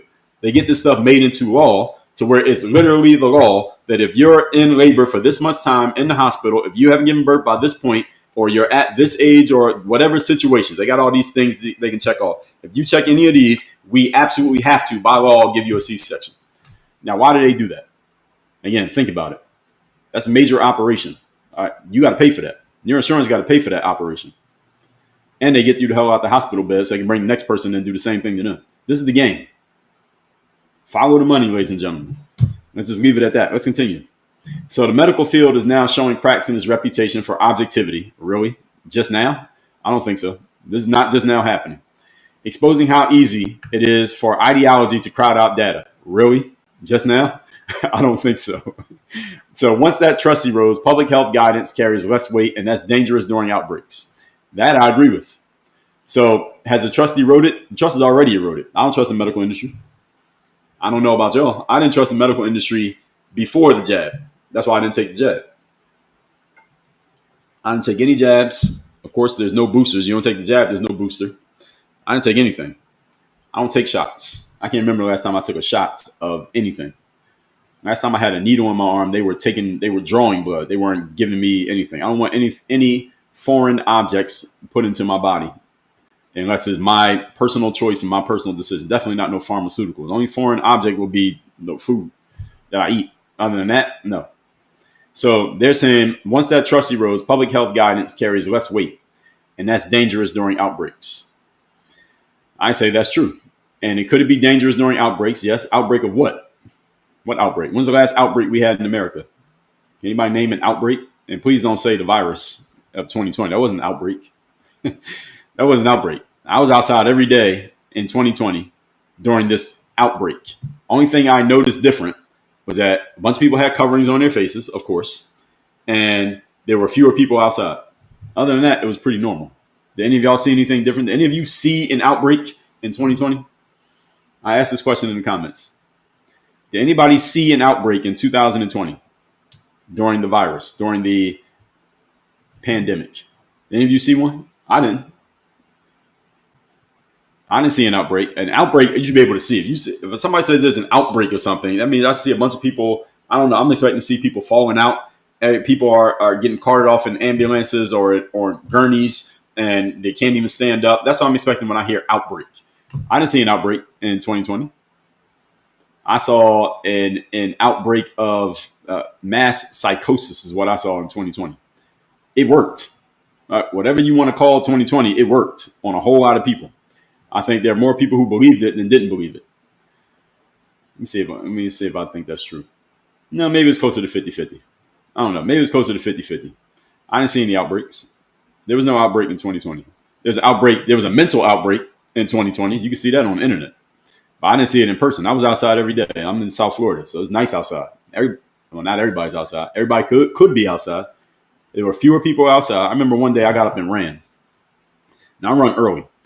I ran this morning. It was 5 o'clock. But even at 5 o'clock in the morning, you see cars. Like cars will drive by at 5 in the morning. I remember running outside at like 5 in the morning in like April of 2020. Because remember, the whole thing hit the fan like mid-March 2020. Early April 2020, I was outside running about 5 a.m. It was like the twilight zone because there were no cars. Like I remember I ran down the street. Now, mind you, 5 in the morning is not a ton of cars outside. But you see a handful. Every now and then a car comes by. There were no cars. It was like absolute silence outside. It was like a movie. Nobody was outside because of that. That was a psychosis. That wasn't some physical outbreak. It was a mental outbreak that a lot of people had. But anyway, we risk elevating resignations, which I'm fine with. I don't care if everybody resigns from the CDC. I think RFK Jr. would be happy with that. To these people becoming, I guess they're martyring themselves. Instead of pushing for structural safeguards like oversight, independent review, and transparency. Here's the problem with those three terms. Oversight by who? Who do we trust to be oversight for public health? Any of you got a name? Who do we trust? The problem is anybody you name, there's somebody who strongly disagrees with that person. I don't know who we can trust for oversight of public health. I think that all went out the window in 2020. Any possibility of naming a person or a person who got nominated by a certain administration as the person who's going to oversee public health, I think that went out the window. That went down the drain in 2020. We will never have that life again. That's never happening again. At least not as long as this wave of people, all of us who was alive, as long as we're alive, that's not going to happen.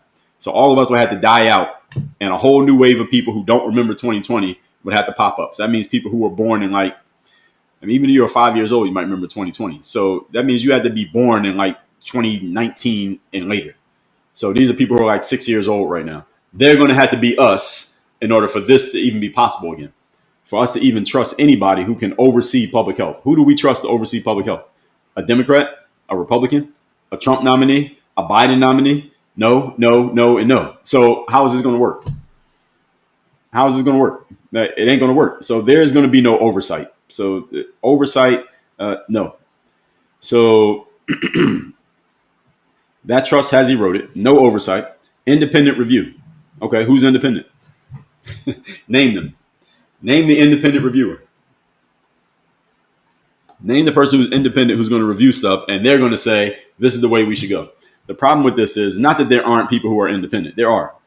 The problem with it is the independent reviewer doesn't have a big enough audience to go to someone and say, this is how it's going to go, because they can't go to the audience and say, this is how it's going to go. So what they got to do is go to a person with authority. That person with authority is a RFK Jr. or a Donald Trump or a Joe Biden or a Barack Obama. As soon as they send their message through that person, the message gets tainted with that political stain. And because it has that political stain on it, it's partisan. Now, anybody who doesn't like the Democrat is not going to agree. Anybody who doesn't like the Republican is not going to agree. This is the problem. So independent review, yes. Here's the thing with independent review, folks. If you want to get independent review, you got to go find the source yourself and get it straight from their mouth. Because as soon as it goes through politics, things get messy. As soon as it goes through the White House, as soon as it goes on Capitol Hill, as soon as it goes through D.C., it gets messy. Because they're going to put their tax on it. They're going to put their political tax on it. For those who don't know what that means, the political tax is the things that have to be added to, changed, or edited in whatever the independent review says in order to make it fit the angle of the administration. And no matter who's in charge, they have an angle. All right, the Democrats got an angle, the Republicans have an angle. So you can't get independent review through politics. You got to get independent review from the independent person, which is when you hear people say support independent journalists, this is one of the reasons you do it, so that they can keep doing their work. When you hear people say support small businesses, it's a parallel reason, because if you don't support the small business and then all the small businesses go away, now you got to get all your materials from companies that are big organizations that are owned by the Black Rocks and these big not venture firms, but private equity firms, and they control everything. And when they control everything, now they can start dictating to you. This is why people say these kind of things. This is why you support the small business, so that the big business that can't have complete dominion over the way that we shop and eat and live. Same thing when it comes to politics. You support the independent person who's doing good work so that they can keep doing their work, so that you don't have to depend on the government for information. Because as soon as you're getting all your information from the government, you're already getting fucked. It doesn't even matter what they say. It doesn't matter who's in charge. Democrat, Republican, doesn't matter. So, and then they say transparency. Now, this is a joke. Transparency from the government? Are you kidding? There's no transparency. There is no transparency when you got a bureaucracy that size. They don't have the mechanisms to be transparent. It's not possible for them to be transparent anymore. That's over. That ship has sailed. Of transparency, anything that goes political, is not going to happen. It doesn't mean that they're lying, and it doesn't mean that they're trying to hurt you, and it doesn't mean that whatever they tell you can't help. But if you're looking for transparency, you ain't going to get it. It's just not happening. So all this being said, everybody, there's a lot that need to be said this morning. Let's open the floor up for conversation. Let me take a quick restroom break, because I think I'm predicting to my regulars and moderators who are here today, I'm predicting we go overtime today, because I want to make sure I address enough of the comments. We're already at 9:30. I usually stop at 10 o'clock. We might go overtime today. That's my prediction. So with that in mind, let me take a quick restroom break and give me 90 seconds, and then we'll get to the comments. I'll be right back. Talk amongst yourselves. 90 seconds.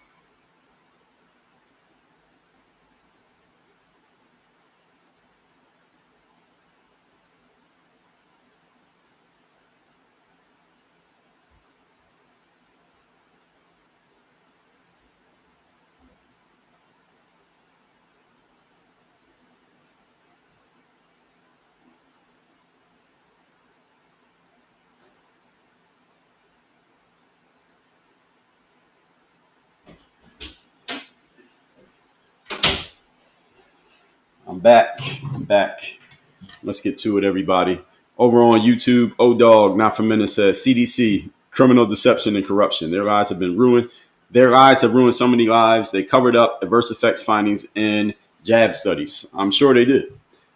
All shots are based on pseudoscience. Yes, exactly. I mean, especially the one from 2020. It was a theory. It was a theoretical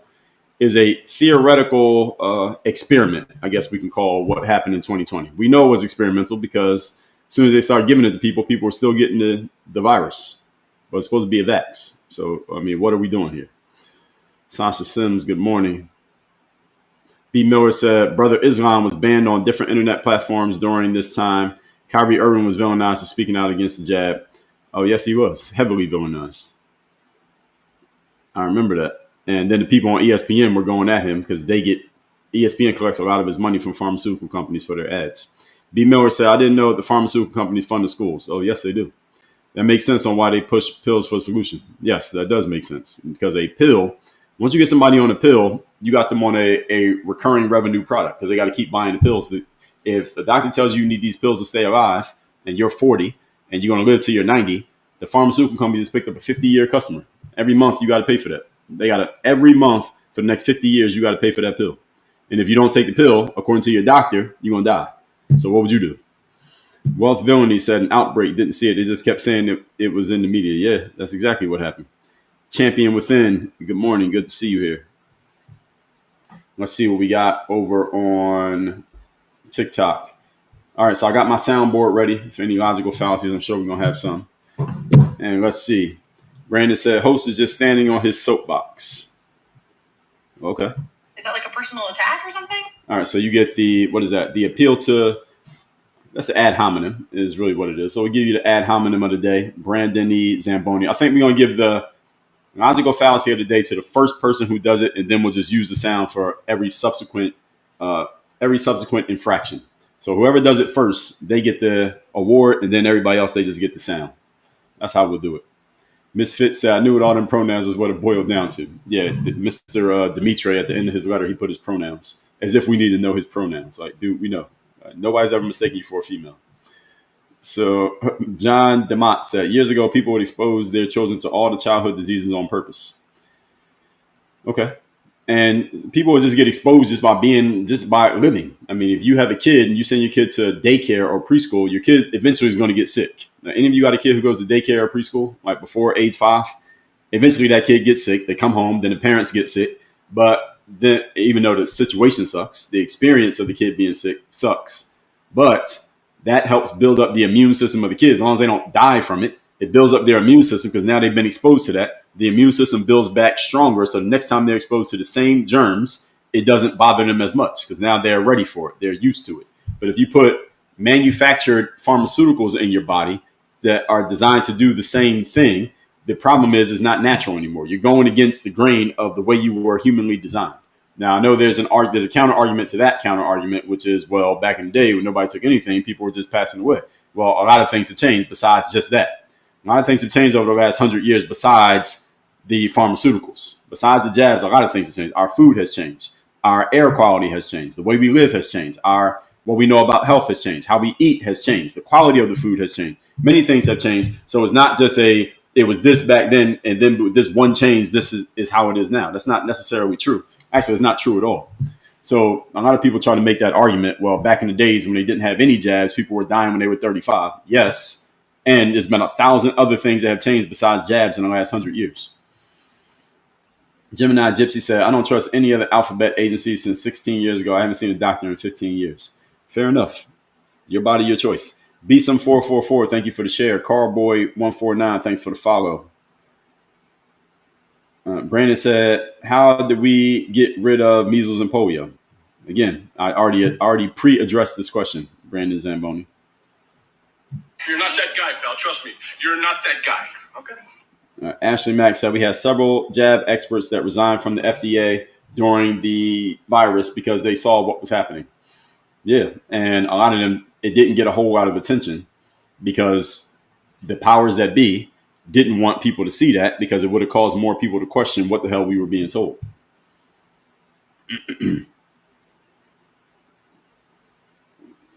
So, Brandon, you posed a question already. Don't spam my comments. All right, the rules of the comments, everybody. Let me make sure they're clear. Do not spam my comment. Do not post the same comment 10 times.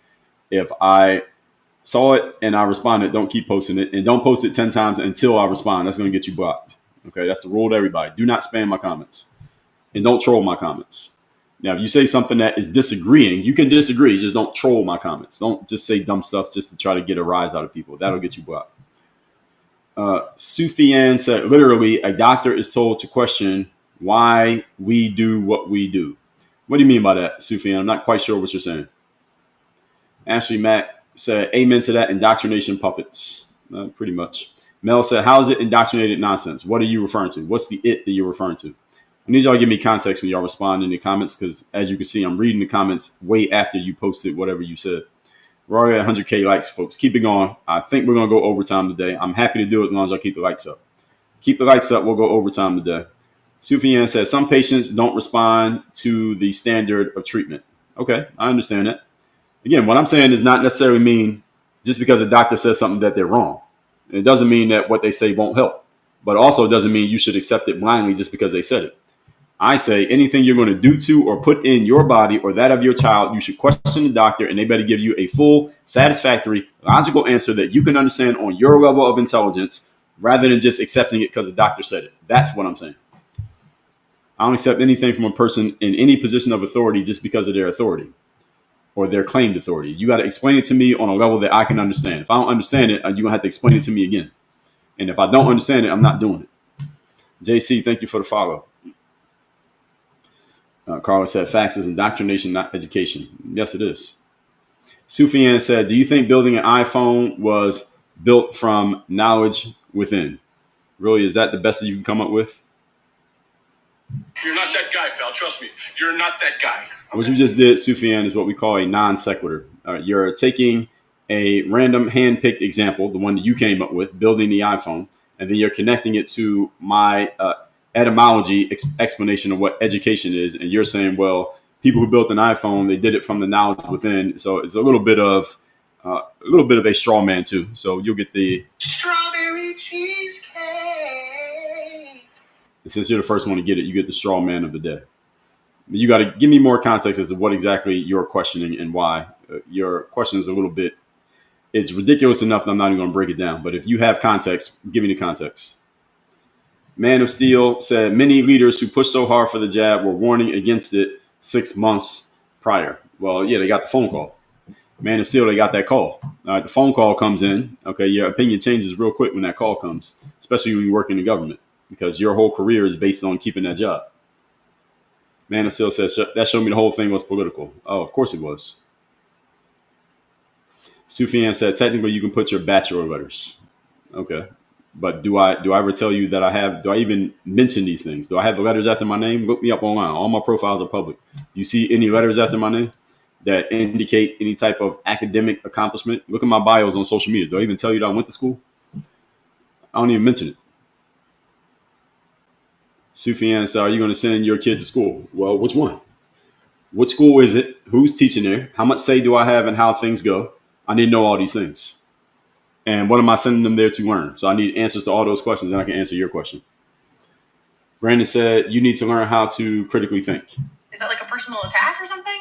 You already got the ad hominem of the day, Brandon. So you like Lauryn Hill collecting Grammy Awards. All right, traditional all day. Nee61 said, we were told first came from animals and years later found made in a lab. Yeah, I mean, we all know where it came from. I can't say where we know it came from because I'm using TikTok right now, if you get what I'm saying. Kathleen said, tapping is clapping. Yes, it is. That's right. If you want to clap for something I said, just tap the screen. Or you can put the GIFs that they got on TikTok. Y'all can do that too. I accept those. Shout out to the GIFs on TikTok. Ashley Mack said, Sufyan said, do you have an agenda? Yes, I always got an agenda. The agenda is to talk about things as I see it, offer my theories and opinions, and then read your comments and respond to them. That's my agenda. Ashley Mack said, health policy is driven by the pharma puppets paying for placement of their product. Well, they're the puppeteers. They're not the puppets. The pharma industry runs things. Who was I listening to that said this? It was this guy named Larry Gators. He's the guy that I was mentioning. If y'all were listening like 2 weeks ago, and I told y'all that this guy was talking about Kobe Bryant's passing, and that Kobe Bryant's passing was not some random tragic accident of a helicopter just randomly crashing, that there was a whole setup. This guy, his name is Larry Gators. Black guy. He's probably 60-something years old.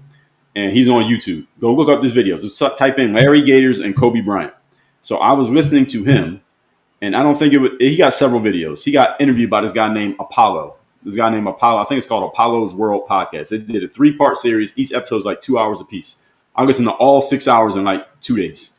And one of the things that Larry said, which is true, is that about 40% of the money that moves in the United States of America moves through pharmaceuticals, both illegal and illegal pharmaceuticals.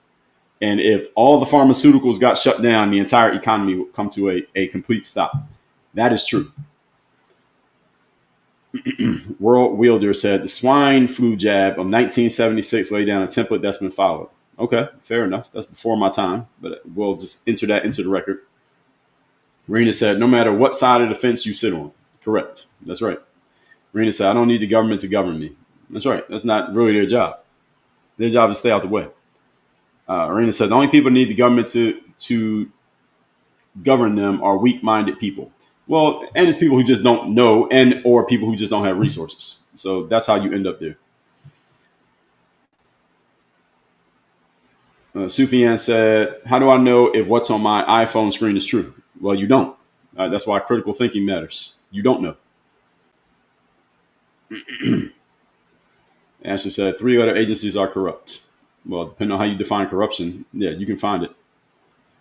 Mara said, right, when you actually know, you can easily communicate. That's right. And you also have to have communication skill. Well, we got to add that in because somebody can know something at a really high level, but if they're not a good communicator, they can't get their thoughts out of their head and into other people's heads. So, excuse me, having knowledge is one thing. Being able to communicate that knowledge is a whole separate skill set. This is why you see a lot of people who are very smart. Let's say maybe they're well educated, maybe they have a highly valued technical skill, but they don't have good social skills. They're not good at communicating. They go get help with those social skills because the better you are at communicating your ideas, the better you can be at getting your knowledge out to the people who need it, and that can help you professionally in many different ways. There's an entire industry built around this. People who are good at stuff, but they're just not good communicators, just developing social skills. So really it's just social skills because it's just your ability to talk to people. Carlos said, that's why all of that gain of function work is done in secret. Yes, that's one reason. Raina said, no matter what affects your life as a human being, need to investigate what's good for you. That's right. Well, get your own information. Exactly. You got to get your own information. Lenorish, thank you for the follow. Jerusalem says, so they're still pushing that mess. Yes. Ashley said, Peter McCullough needs to be named new CDC director. Yeah. I remember he was on Rogan. I remember that guy. He sacrificed his career. Ashley said, the mRNA therapy should have never been put through warp speed. Trump listened to Fauci. Yeah. So, I mean, Trump listened to Fauci. So you decided to listen to Fauci. You're the president. Donald Trump decided to listen to Fauci. And we got feelings about Fauci now. And Trump decided to listen to him. So Trump got to hold that because he was the president. All right, Fauci wasn't the president. Trump was the president. And he listened to Fauci. I understand why he did it.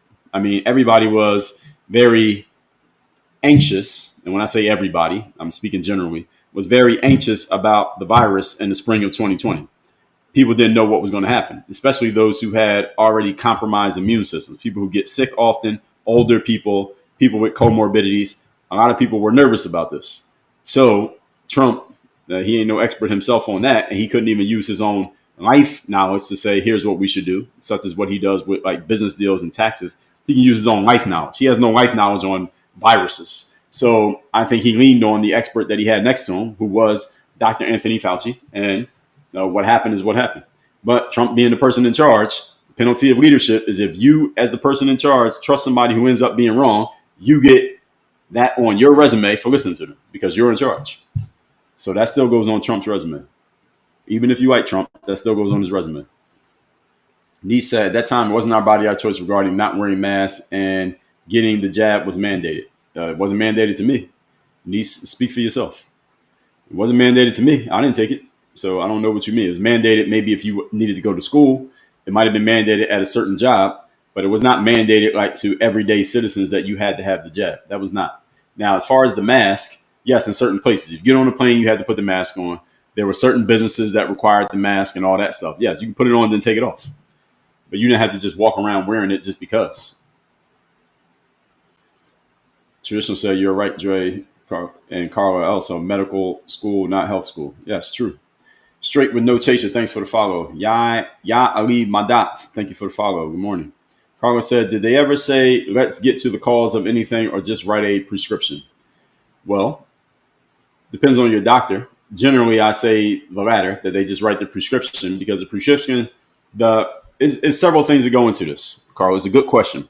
That the doctor may not be incentivized to get to the cause of something for several reasons. Number one, the doctor may not be trained to try to get to the cause. The doctor may just be trained to solve the problem. How can we quickly solve this problem so I can get this patient out of my office, so I can get the next patient into my office? Because, again, every visit costs money. Again, human beings respond to incentives. It does not make the doctor a bad person, but this is just the incentive of the way their business may be set up is let's just solve the problem and get them out of here. Write the prescription, get out of there. Take 2 of these, call me in the morning. The other reason is that writing their prescription may incentivize them because they may make money off writing their prescriptions, and they have been taught to write the prescription. So it's part of their indoctrination from the very beginning. Maybe they believe they're doing the best they can by doing what they were taught.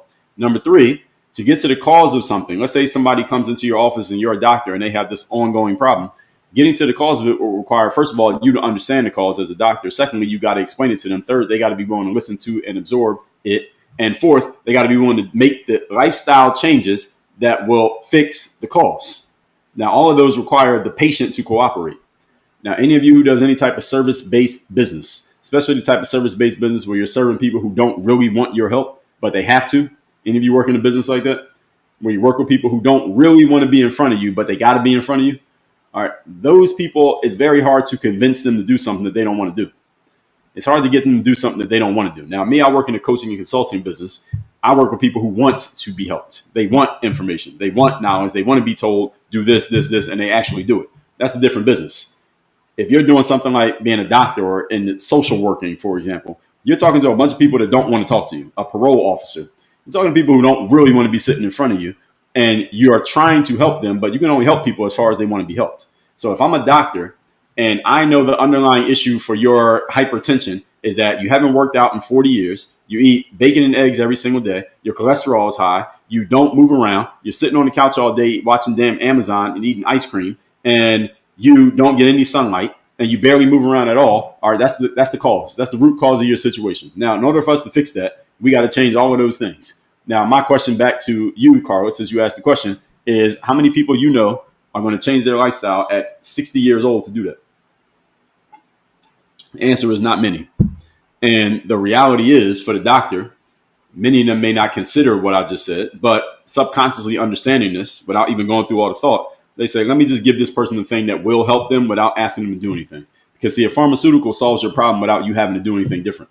All you got to do is put the pill in and drink some water and swallow it, and you're good. So basically solving your problem with no effort. The problem is no such thing in the universe as something for nothing. So a pharmaceutical purports that whatever problem you have, you take this pill, and it's going to solve your problem. You don't have to do anything. All you got to do is swallow the pill, and all of a sudden your problems go away. That sounds good, but it doesn't make logical sense. It doesn't add up with the laws of the universe.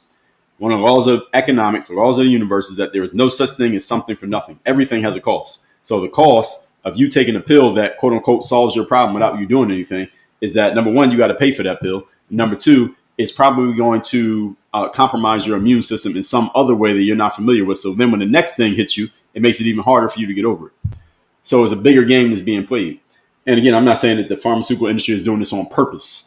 I'm saying that this is the trade-off of getting something for nothing, is that it's going to cost you in ways that you probably don't even know it's costing you. That's the game. And the bigger game is that you become a slave to the pharmaceutical industry because you got to keep taking that thing in order to stay alive, allegedly. Caramel Girl, thank you for the follow. Sherry said more money in C-section. Yeah, more money in many different ways. The operation itself, getting you out of the hospital, secondly. Sherry said, crazy how many women are willing to be cut open. No, thank you. Well, they accept it because this is what the doctor tells them. If they don't have any other information, Sherry, it's not even willing. It's they don't see another choice. If you don't know you have another choice and you don't understand why you're being told what you're being told, well, of course you're going to accept it. It's not that they are like, all right, I got these options, so I'm going to choose this one, C-section. That's not what's happening. Is they don't even know that they have other options because it's never been presented to them. Carla said, third chair, please have someone with you to advocate for you. Yes, Carla, that's correct. Those third persons, that's someone with you to advocate for you, moms. That's usually called the husband. That's usually called the guy who's the parent of that child. That's who it should be. That other person should be the parent of your child. Now, let's just say there's some tragedy that he's not around. Okay, then that can be your midwife or your doula. They can be in the hospital with you. They can advocate for you because they're not in labor. You are. You can't advocate for yourself when you're in labor. That's pretty difficult, at least what I've heard. Okay, man can't have a baby. All right, Abel Cavazos. Thank you for the share. Eagle Marshall, thank you for the follow. Jen Fergie said, that's critical thinking. The general public doesn't have that ability. I agree.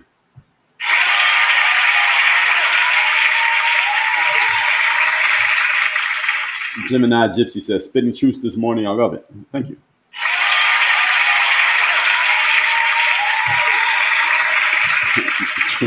Traditional all day said, had all my kids in the 80s and they were not pushing C-sections like that.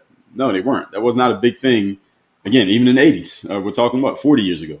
So this has become, it's become more popular because more people are going along with it, and people are less informed now, and because it's being pushed more. Also, it's being pushed more often.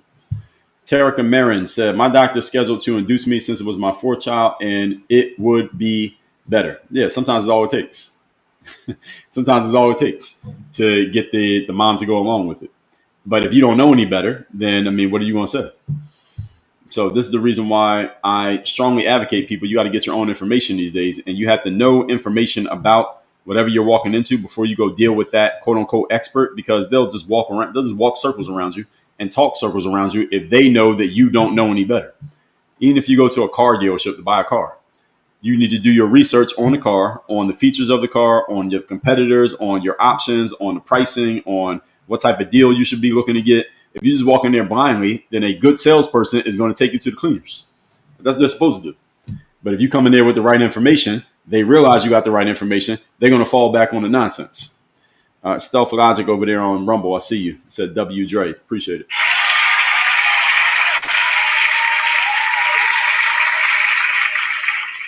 Ashley said vitamin K shot and help B on that list. You said no to, Bravo. I said no to any foreign agents. I said you're not putting anything in my child's body. Zero, nothing. And as of today, that is the case. Zero. No shots. Not one. Kathleen said my granddaughter opted out of the jabs for her newborn and the doctor threw a fit. Yes, same.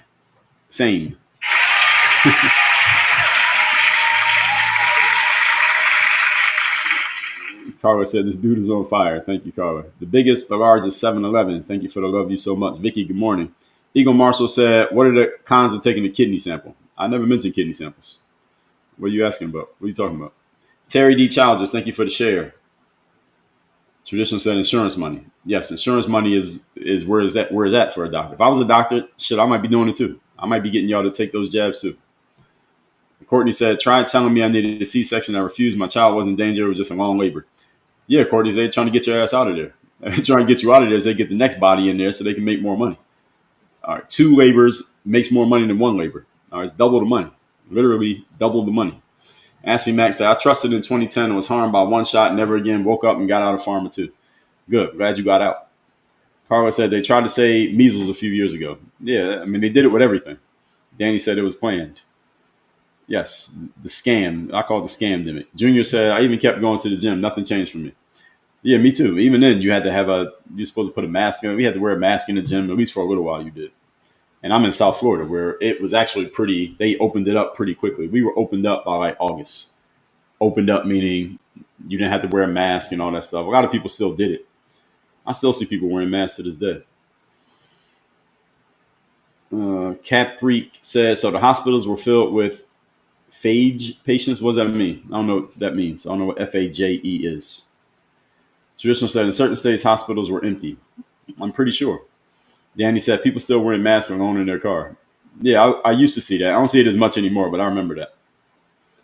Ashley said the MSM outbreak, pretty much. Kathleen said the toilet paper shortage. I remember that. And now that one I fell for. So, and I didn't really fall for it. But when they told us they were going to shut everything down, I remember it was like a Friday or a Saturday, one of those days. We tried to go to like Target, get like the toiletries, like paper towels, toilet paper, hand sanitizer. Hand sanitizer business made a whole lot of money that summer. If you had a hand sanitizer company, you were eating real good in 2020. Hand sanitizers is out. I don't even like using that stuff. But like gloves on the hands, well, other kind of things. All those toiletries, soaps, all that stuff. Go to Target, is all sold out. We go to the grocery store. You know, the grocery store has some of it. It's all sold out. We end up in a damn Walmart. And I don't shop at Walmart. Walmart sells cheap. Their toiletries are very cheap. Falling apart paper towels. We had to buy the shit at Walmart because nobody else had anything. And then, I mean, it still ended up being sold out. It was still hard to get that stuff because everybody else was buying it. So you kind of had to. So it's not like I really fell for it. You had to buy more toiletries because there were no toiletries. And if you let it run out and get to zero, you're not going to have anything. So you kind of had to fall. You have to kind of go with the psyop, so to speak, because if you don't go buy some toilet paper now, there's not going to be any toilet paper next week. And you're going to need some next week. So you might as well go buy it now. So we were in there with all the other people who fell for the nonsense. So Mary said the traffic was great in 2020. Yes, it was. 2020, you could walk. You could walk in the middle of the street. And he said, I didn't see one. I have family that works at a hospital and worked every day. Yes, exactly. Carlos said, had the nerve to say they canceled Thanksgiving because not enough people took the jab. Yeah, I remember that. Stephanie Rasner said, a whole lot of people figured out how to break some of their dependencies on the food system in 2020. Also true. Carlos said, RFK Jr. only has a big enough audience because he's a Kennedy. Yes, and I mean, he has an audience of people who were agreeing with what he was saying, but to get the skeptics to listen, he had to go mainstream, which is what he's done at this point. But he still has a whole bunch of people going against him. Sufyan says so it should be a non-appointed system. That's a straw man. Strawberry cheesecake. And he follows that up with another comment. He says so be careful with any of you the strawberry cheesecake that you just heard. This one. Strawberry cheesecake is a sound that I play when someone uses the most common logical fallacy we see around here, which is the straw man logical fallacy. Straw man, not strong like muscles. Straw man, like the scarecrow. Straw man is when someone misrepresents your point or your argument or your alleged position. Then they reframe it into something that you did not say in order to make it easier to question, get incredulous about, or sarcastic, or to ridicule. And then they represent it to you as if they're giving you your own words back to you. This is what Sufyan just did. He said, so it should be. So one of the tells for the straw man is using the word so. So, and that what usually follows is someone's about to rephrase what you said into something that you didn't say. Sufyan did it perfectly here. It should be independent health expert, and let's get them all together and discuss. That one is fine. One you said before that, so it should be a non-appointed system. And that's a straw man simply because if it's appointed, what I said, if it's appointed, that becomes a problem. It becomes a problem when it's appointed because half the country is not going to want to listen to that person because you got appointed by this person who we don't like. That's the issue. Sure, let's see where I was in the comments. I told you I would do a little bit of overtime today, and I'm doing overtime right now. I usually stop at 10 o'clock. I go 8 a.m. to 10 a.m. every day, Monday through Friday, ladies and gentlemen. So I will be here tomorrow, but I'm going to go overtime today because I did a lot of talking myself today. Ashley Mack said, is gene therapy they knew the adverse effects of special interest and allowed it because of money? Probably. Traditional said the public school does too. Oh, yes, they do. Bob said, pay a subscription fee or die. All right. Yeah, it's pretty much what it is. That's what it is. If you go to the doctor and the doctor says, this is going to save your life, take this prescription, you got to keep paying it or you're going to die. If you believe the doctor, that's it. Or you can change your lifestyle. See, the doctor might not tell you that. You had to go to some alternative, quote unquote, alternative medicine doctor to get, how do I get off pharmaceuticals completely? There's a way to get off pharmaceuticals. But a lot of human beings are just too fucking lazy to do what's required to get off pharmaceuticals. So I don't blame Big Pharma for this. All they're doing is looking at human nature and saying, let's take advantage of it. That's what they're doing. Big Pharma is saying most human beings are too lazy to change their lifestyles. So when they put themselves in a bad health position, all we got to do is sell them the solution and we'll set it up in such a way they got to keep paying for it for the rest of their damn lives in order to keep that problem from coming back. And since they're too lazy to do anything different, which will cause them to get off of our subscription, they're going to stay on it. And now we got a recurring revenue product. If I worked in Big Pharma, I would do the same damn thing. All right. I am a capitalist. All right. I'm not even knocking their hustle. It is a hustle. But you got to be able to look at it for what it is. Now, I'm not on any pharmaceuticals, and I'm not going to get on any. And if there's a way for me to get off of them or, avoid them, then I'm going to avoid them. Now, I know some people who are probably going to end up on pharmaceuticals because they're fucking lazy, mentally lazy and physically lazy, but it's not going to happen to me. So Bob said, calling out logical fallacies is also a logical fallacy. How is that? Explain that. I'll give you a chance to explain that one, Bob, but I'm skeptical. You're not that guy, pal. Trust me. You're not that guy. Okay. Mara said, those who got the jabs in 2020 are driving medical industry profits today. My hypothesis. Okay. I think that's pretty much true. Ashley Mack said we got a cross-dresser resigning from the CDC. I saw that picture. I thought that was a fake picture, somebody making fun of him, but he is a cross-dresser? Okay. I did see that. O-Dog said, my homeboy's son was paralyzed by MMR. I believe they snuck and gave his third son a shot. He has 2 disabled sons. The hardship of caring for them ruined his marriage. Makes me upset to this day. Yeah, that's crazy. And the thing that happened with those jabs is that you couldn't sue the pharmaceutical industry for any adverse effects from the jabs. Y'all know that? That the pharmaceutical industry cannot be sued for any adverse effects of the jabs. That's a fact. Because if they could, there'd be a huge class action lawsuit by the whole damn country. But Heck said, at first I was on board. Now the info has come out, I'm not so sure. Which info are you talking about? Sufian said, that's why you give the measles jab. You have a higher chance to pass during the infection. Okay, is that true? Christopher said, air quality is worse now than it was. Okay. Well, Heck said, I was on board because I saw the body bags in New York. Oh, yeah, that was Mr. Mayor Cuomo sending everybody into the nursing homes. I remember that one. Leon, thank you for the follow. Sufian said, cows in the crowded meat district spread the disease and TB. Okay, fair enough. Carl said, I used to like strawberry cheesecake, not anymore. I actually like strawberry cheesecake, but I haven't eaten cheesecake in a long time. I don't like that kind of food anymore. It doesn't do well to my stomach, especially since I wake up early in the morning and work out. I don't know when I could eat it. Can't eat it at night. It'll still be my stomach in the morning. JJ72NY, thanks for the follow. Ashley Mack said, when they're getting money or pricing from the government, they will bend and be puppets. Who are you talking about? Are you talking about the medical industry? At the same time, they're playing the game. We gotta remember they are playing the game. Murphy the Mutt, congrats on the subscription. Thank you. Shar said, wait, not too much on Lauryn Hill. Well, I'm saying Lauryn Hill, when she won all those Grammy Awards, she was carrying all the Grammys that year. What year was that? Like 98? Whatever year that was, her album came out. Katie said, what's America's biggest problem?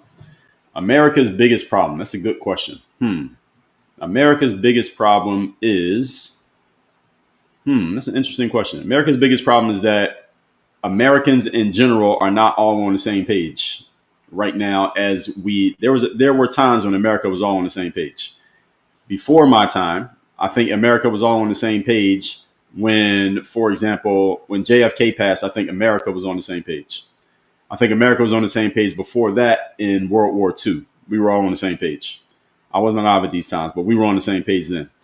America was all on the same page, I think, generally in the 1990s, because we had a thriving economy and everything was going good. Even though people may not have liked Bill Clinton, everybody was pretty happy because everything was going up. Everything was going up in the 1990s. We were all on the same page after 9/11. After 9/11, we were all on the same page. Since then, we have not been. So after 9/11, right in that period, we were all on the same page. That was 24 years ago. Then we went into those other countries behind George W. Bush. We got off track. Then Obama came in. We're not on the same page. Then I got followed by Trump. Not on the same page. Then the virus. Not on the same page. Trump again. Not on the same page. So getting all Americans aligned behind something that's bigger than a political ideology, because we're never going to get aligned on that. That's, I think, the biggest problem in America. But that's super high level. Katie, Texas conservative, is a good question.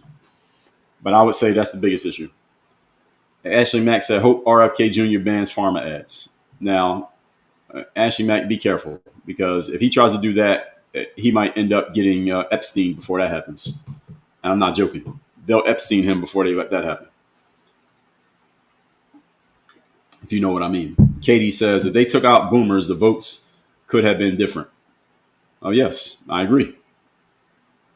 Danny said, that's me for sure. Well, Heck said, our schools need to change focus to teach kids to research and identify propaganda.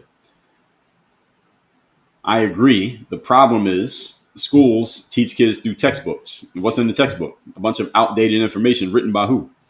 We don't even know a lot of times who wrote it, but the stuff in the book might be propaganda. So who's going to teach it? Who's qualified to teach what's propaganda and what's not? That's the challenge. I like your idea, but who's qualified to teach it? And I'm not even sure the teachers are qualified to teach it because they've been propagandized themselves. So that's the problem. That's the problem with the educational system. Many of the teachers are not qualified to teach the things that the kids need to know. Nick says, is that why Trump is sick? He had a compromised immune system. I don't know. Donald Trump's like 80 years old. I mean, anything can happen when you get to that age. I don't think it's because of it might be a compromised immune system, but that's probably more connected to his age than it is anything that's necessarily wrong with him as a person. At that age, from what I hear, things start to fall apart. And look at Joe Biden. How many of you have family members who didn't even make it to that age? Danny said, even the guy who invented the mRNA said it was misused. I'm sure he did. Nikki said, glad me and my family didn't take that mess. Me too. Yeah, it wasn't mandated. Mama said people still wearing the mask. Yeah, they are. I still see some people in the mask. Mary says some people are still walking around with masks to this day. That's true. Chelsea said they were making you show your jab card at airports and concerts. Not the airports I went to. I didn't have a jab card. So I didn't show one. What they were doing was making what I did. I traveled. I remember 2021. I had to take you had to have a test. You had to take the test within like 48 hours. And you needed that. And then you could get on the plane. You had to have the test though, which was a scam because I had to pay I remember I was at the airport. I had to pay like $250 for the damn test. Easy scam. Easy hustle they used on us. Chelsea said, I photoshopped one. Don't tell on yourself, Chelsea, on the internet. Delete that comment. Nikki said, why do people wear their masks when they were driving in the car alone? I think they just got used to it, number one, and it was a virtue signal, number two. They were showing off to everybody else they were doing the right thing. Nikki said, my doctor told me I had to be an independent patient because you can't find anything wrong with me. Well, good. Danny said, depends on your will to live. Yeah, exactly. Ashley said, slapping on a Band-Aid versus getting to the root cause. Yes, exactly. But again, a lot of people don't want to get to the root cause because getting to the root cause requires effort, and you're going to have to do something different. A lot of people don't want to do that. O-Dog said, America's biggest problem is that we never resolved our original conflict, big centralized government versus state autonomy. The liberal versus conservative fight is really just individual rights versus government. Okay, this is a fair argument, too, what O-Dog said, is that the big centralized government versus state autonomy, which is how America was originally designed. So that's a good argument. Mama C says, the health industry, insurance, and costs are such a scam. Yes, they are. Danny said, look for an OD or DO instead of an MD. Okay. Mental Libtar said, when mental illness is normalized, people get hurt. Yes, well, who decides what mental illness is? Jessica White said, I told my doctor I'm not taking any medicine. I just watch what I eat and exercise. I think that's the best way to go, but this is not medical advice. Mama C said, I hate going to the doctor. Do not trust anyone anymore. I stopped going to the doc. I will go to a doctor for a specific reason, but just listening to a doctor blindly, I'm against that. Jenna said, I advocated for myself when I was in labor, had to stand my ground, natural birth. That's a tough one, Jenna. Natural birth. We did a natural birth too. I didn't give birth, but it was a natural birth and it took a long ass time, the whole day. My son was born at like 6:45 at night, but the labor started at like 9 o'clock in the morning. We did a home birth, by the way. Good morning from Winnemucca, Nevada. Marky Man, good morning. Auntie Vason said, I haven't seen my coworkers' mouth for 5 years, double mask and everything. Sarah said, what a joke that was. Gamble said, I only wear a mask if I'm sick. I never wore a mask even if I was sick. I mean, I'll cover my mouth and blow my nose and stuff, but I wouldn't wear a mask. Brett, good morning. Carol Ann Collins, thank you for the share. Brett said, this is what SSA determination people do. Alter my words. Never grow old, huh? Yeah. Jenna said, convenience costs. That's right. He got my lighter. Thank you for the share. Ashley Mack said, medical industry and corporate America for mandating the V. Yes, they did. Loyalty movement said, wasteful spending. Antoine said, greed. Katie said, read the comment above that. I already passed it, Katie. That ship has sailed. I can't go back in the comments. It's too many comments. Creek Boy Fishing said, how do you solve the biggest problem? Well, that's what we hire. We hire and elect leaders to do that. Nobody in the last 25 years has done it except George W. Bush got credit for it because 9/11 got everybody on the same page. But the energy of 9/11 didn't last forever. So here we are 24 years later. Well, heck said I'm qualified to teach it. Okay, yes, you. Now we need, how many more teachers are there? 300,000? Traditional said, have respect for Trump's age, not airports today. Okay. Yeah, no. Ashley Mack said, and the C test had a known carcinogen in a Q-tip they shoved to your brain. Now that I didn't know about. Happiness Now said hospitals made employees take the jab based on CDC. Yes, that did happen. Or you got fired. Either you took the jab or you got fired or you couldn't work. And people need their money. Katie said to diabetes, which were the people most affected. Okay, got it. Kathleen said 59, the only RX I take is for my thyroid. Okay, fair enough. Marky Man, thank you for the share. He got my lighter, said in the C country, they wear a mask in America. Yes, I did see that. Now, whenever I would travel, I would see Asians walking around with the mask on. And I would wonder, this is before Chat GPT and stuff, why are they wearing those? And I found out that they wore them as a sign of, it was like a way of showing courtesy to everybody else. So if you had a cold or a cough or something like that in Asian societies, you walk around with the mask on as a way of showing respect to everybody else so that you don't spread your germs to other people. I respect the fact that they do that, but I'm not Asian. So even if I got a cold, I'm not walking around with a mask on. I'm just not doing it. I will cover my mouth. I will keep paper towels, tissues, whatever handy to make sure I'm not spreading my germs, but I'm not walking around with a mask on. Katie said, go back up. You missed it again. I don't think I'm going back up again.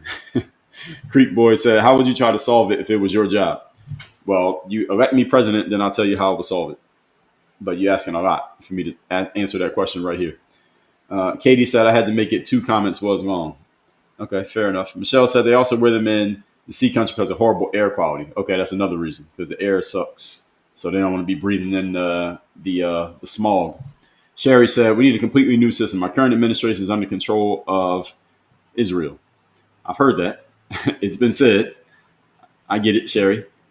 Sherry said the medical industry should become a nonprofit. Again, somebody mentioned that about RFKJ.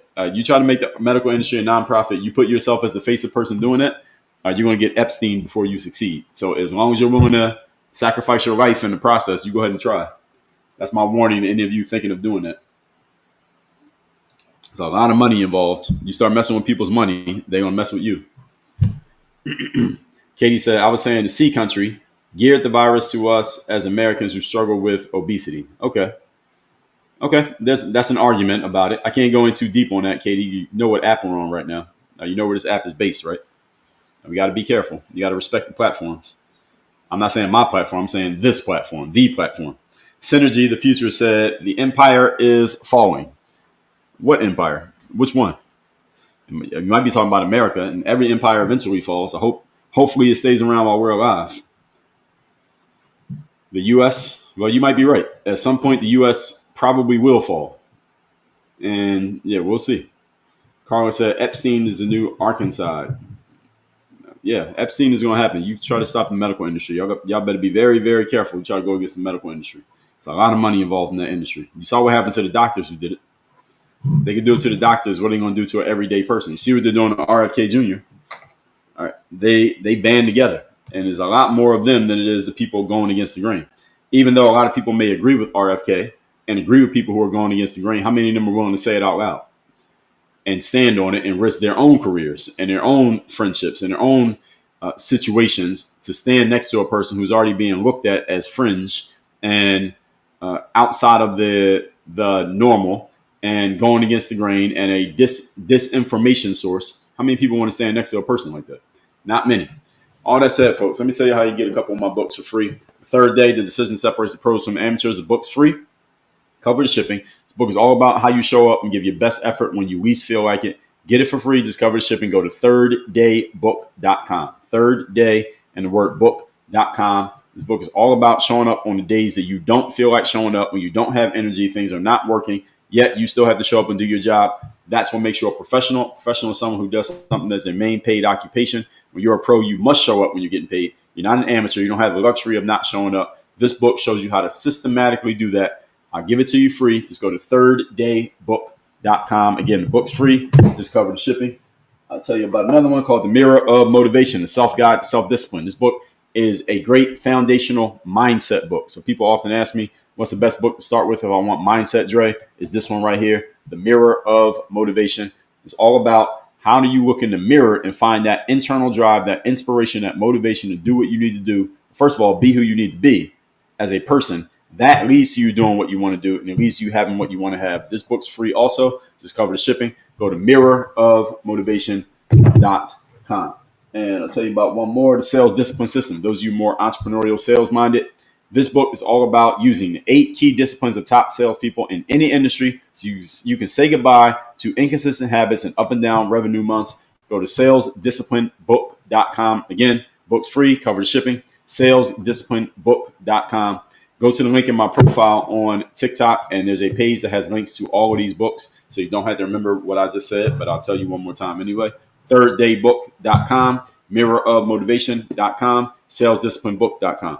Any of you looking to get in access at a higher level, we have coaching programs inside of Work on Your Game University. My entry-level program is called The Circle. It's only $97 a month. We do 2 calls every single month. You get free access to my Dre GPT chatbot. So I heard of Chat GPT. We have Dre GPT. You ask it any question you would ask me, it'll give you an answer based on my trainings, my frameworks, my books, my materials, things that I've said over the years, said and done and taught over the years. Also, you get into our group chat on WhatsApp. I'll show it to you right here. Our group chat on WhatsApp is, no, not this one. Here's our group chat on WhatsApp right here. If y'all want to be part of this group chat, as you can see, conversations happening, and all these are not me talking. There's other members of the group talking. Y'all want to be part of the group chat, all you got to do is join the circle. That link is, again, that is the circle. That link is also in the link in my profile on TikTok. So just go to that link on TikTok. There's a page there that has links to get on my email list, get into our programs, get my books, and every other thing that you need to know about and want to get involved in, all covered there. As I told you all, I do these live streams Monday through Friday, 8 a.m. Eastern. I usually am done by 10 o'clock. I went 20 minutes over today because I took a long time in talking out. So I wanted to make sure I got to everybody's comments here today. 140,000 likes. Excellent. Thank you to my moderators. Thank you to the regulars who've been in here keeping the likes up. 140K. We do 100K likes here every single day when I do these live streams. That's a standard. That's our expectation. So I appreciate everybody for that. I will see everyone tomorrow morning, 8 a.m. Eastern. The topic is to be determined. We don't know what the topic is going to be just yet. But if something pops up in the news, then we'll probably use it and talk about it. And if nothing big pops up, I already got something that I'm sitting on that we will eventually get to. So I appreciate everybody for your time and attention. Everybody have a great Thursday. I will see you Friday morning, 8 a.m. Eastern. Work on your game. We are out of here.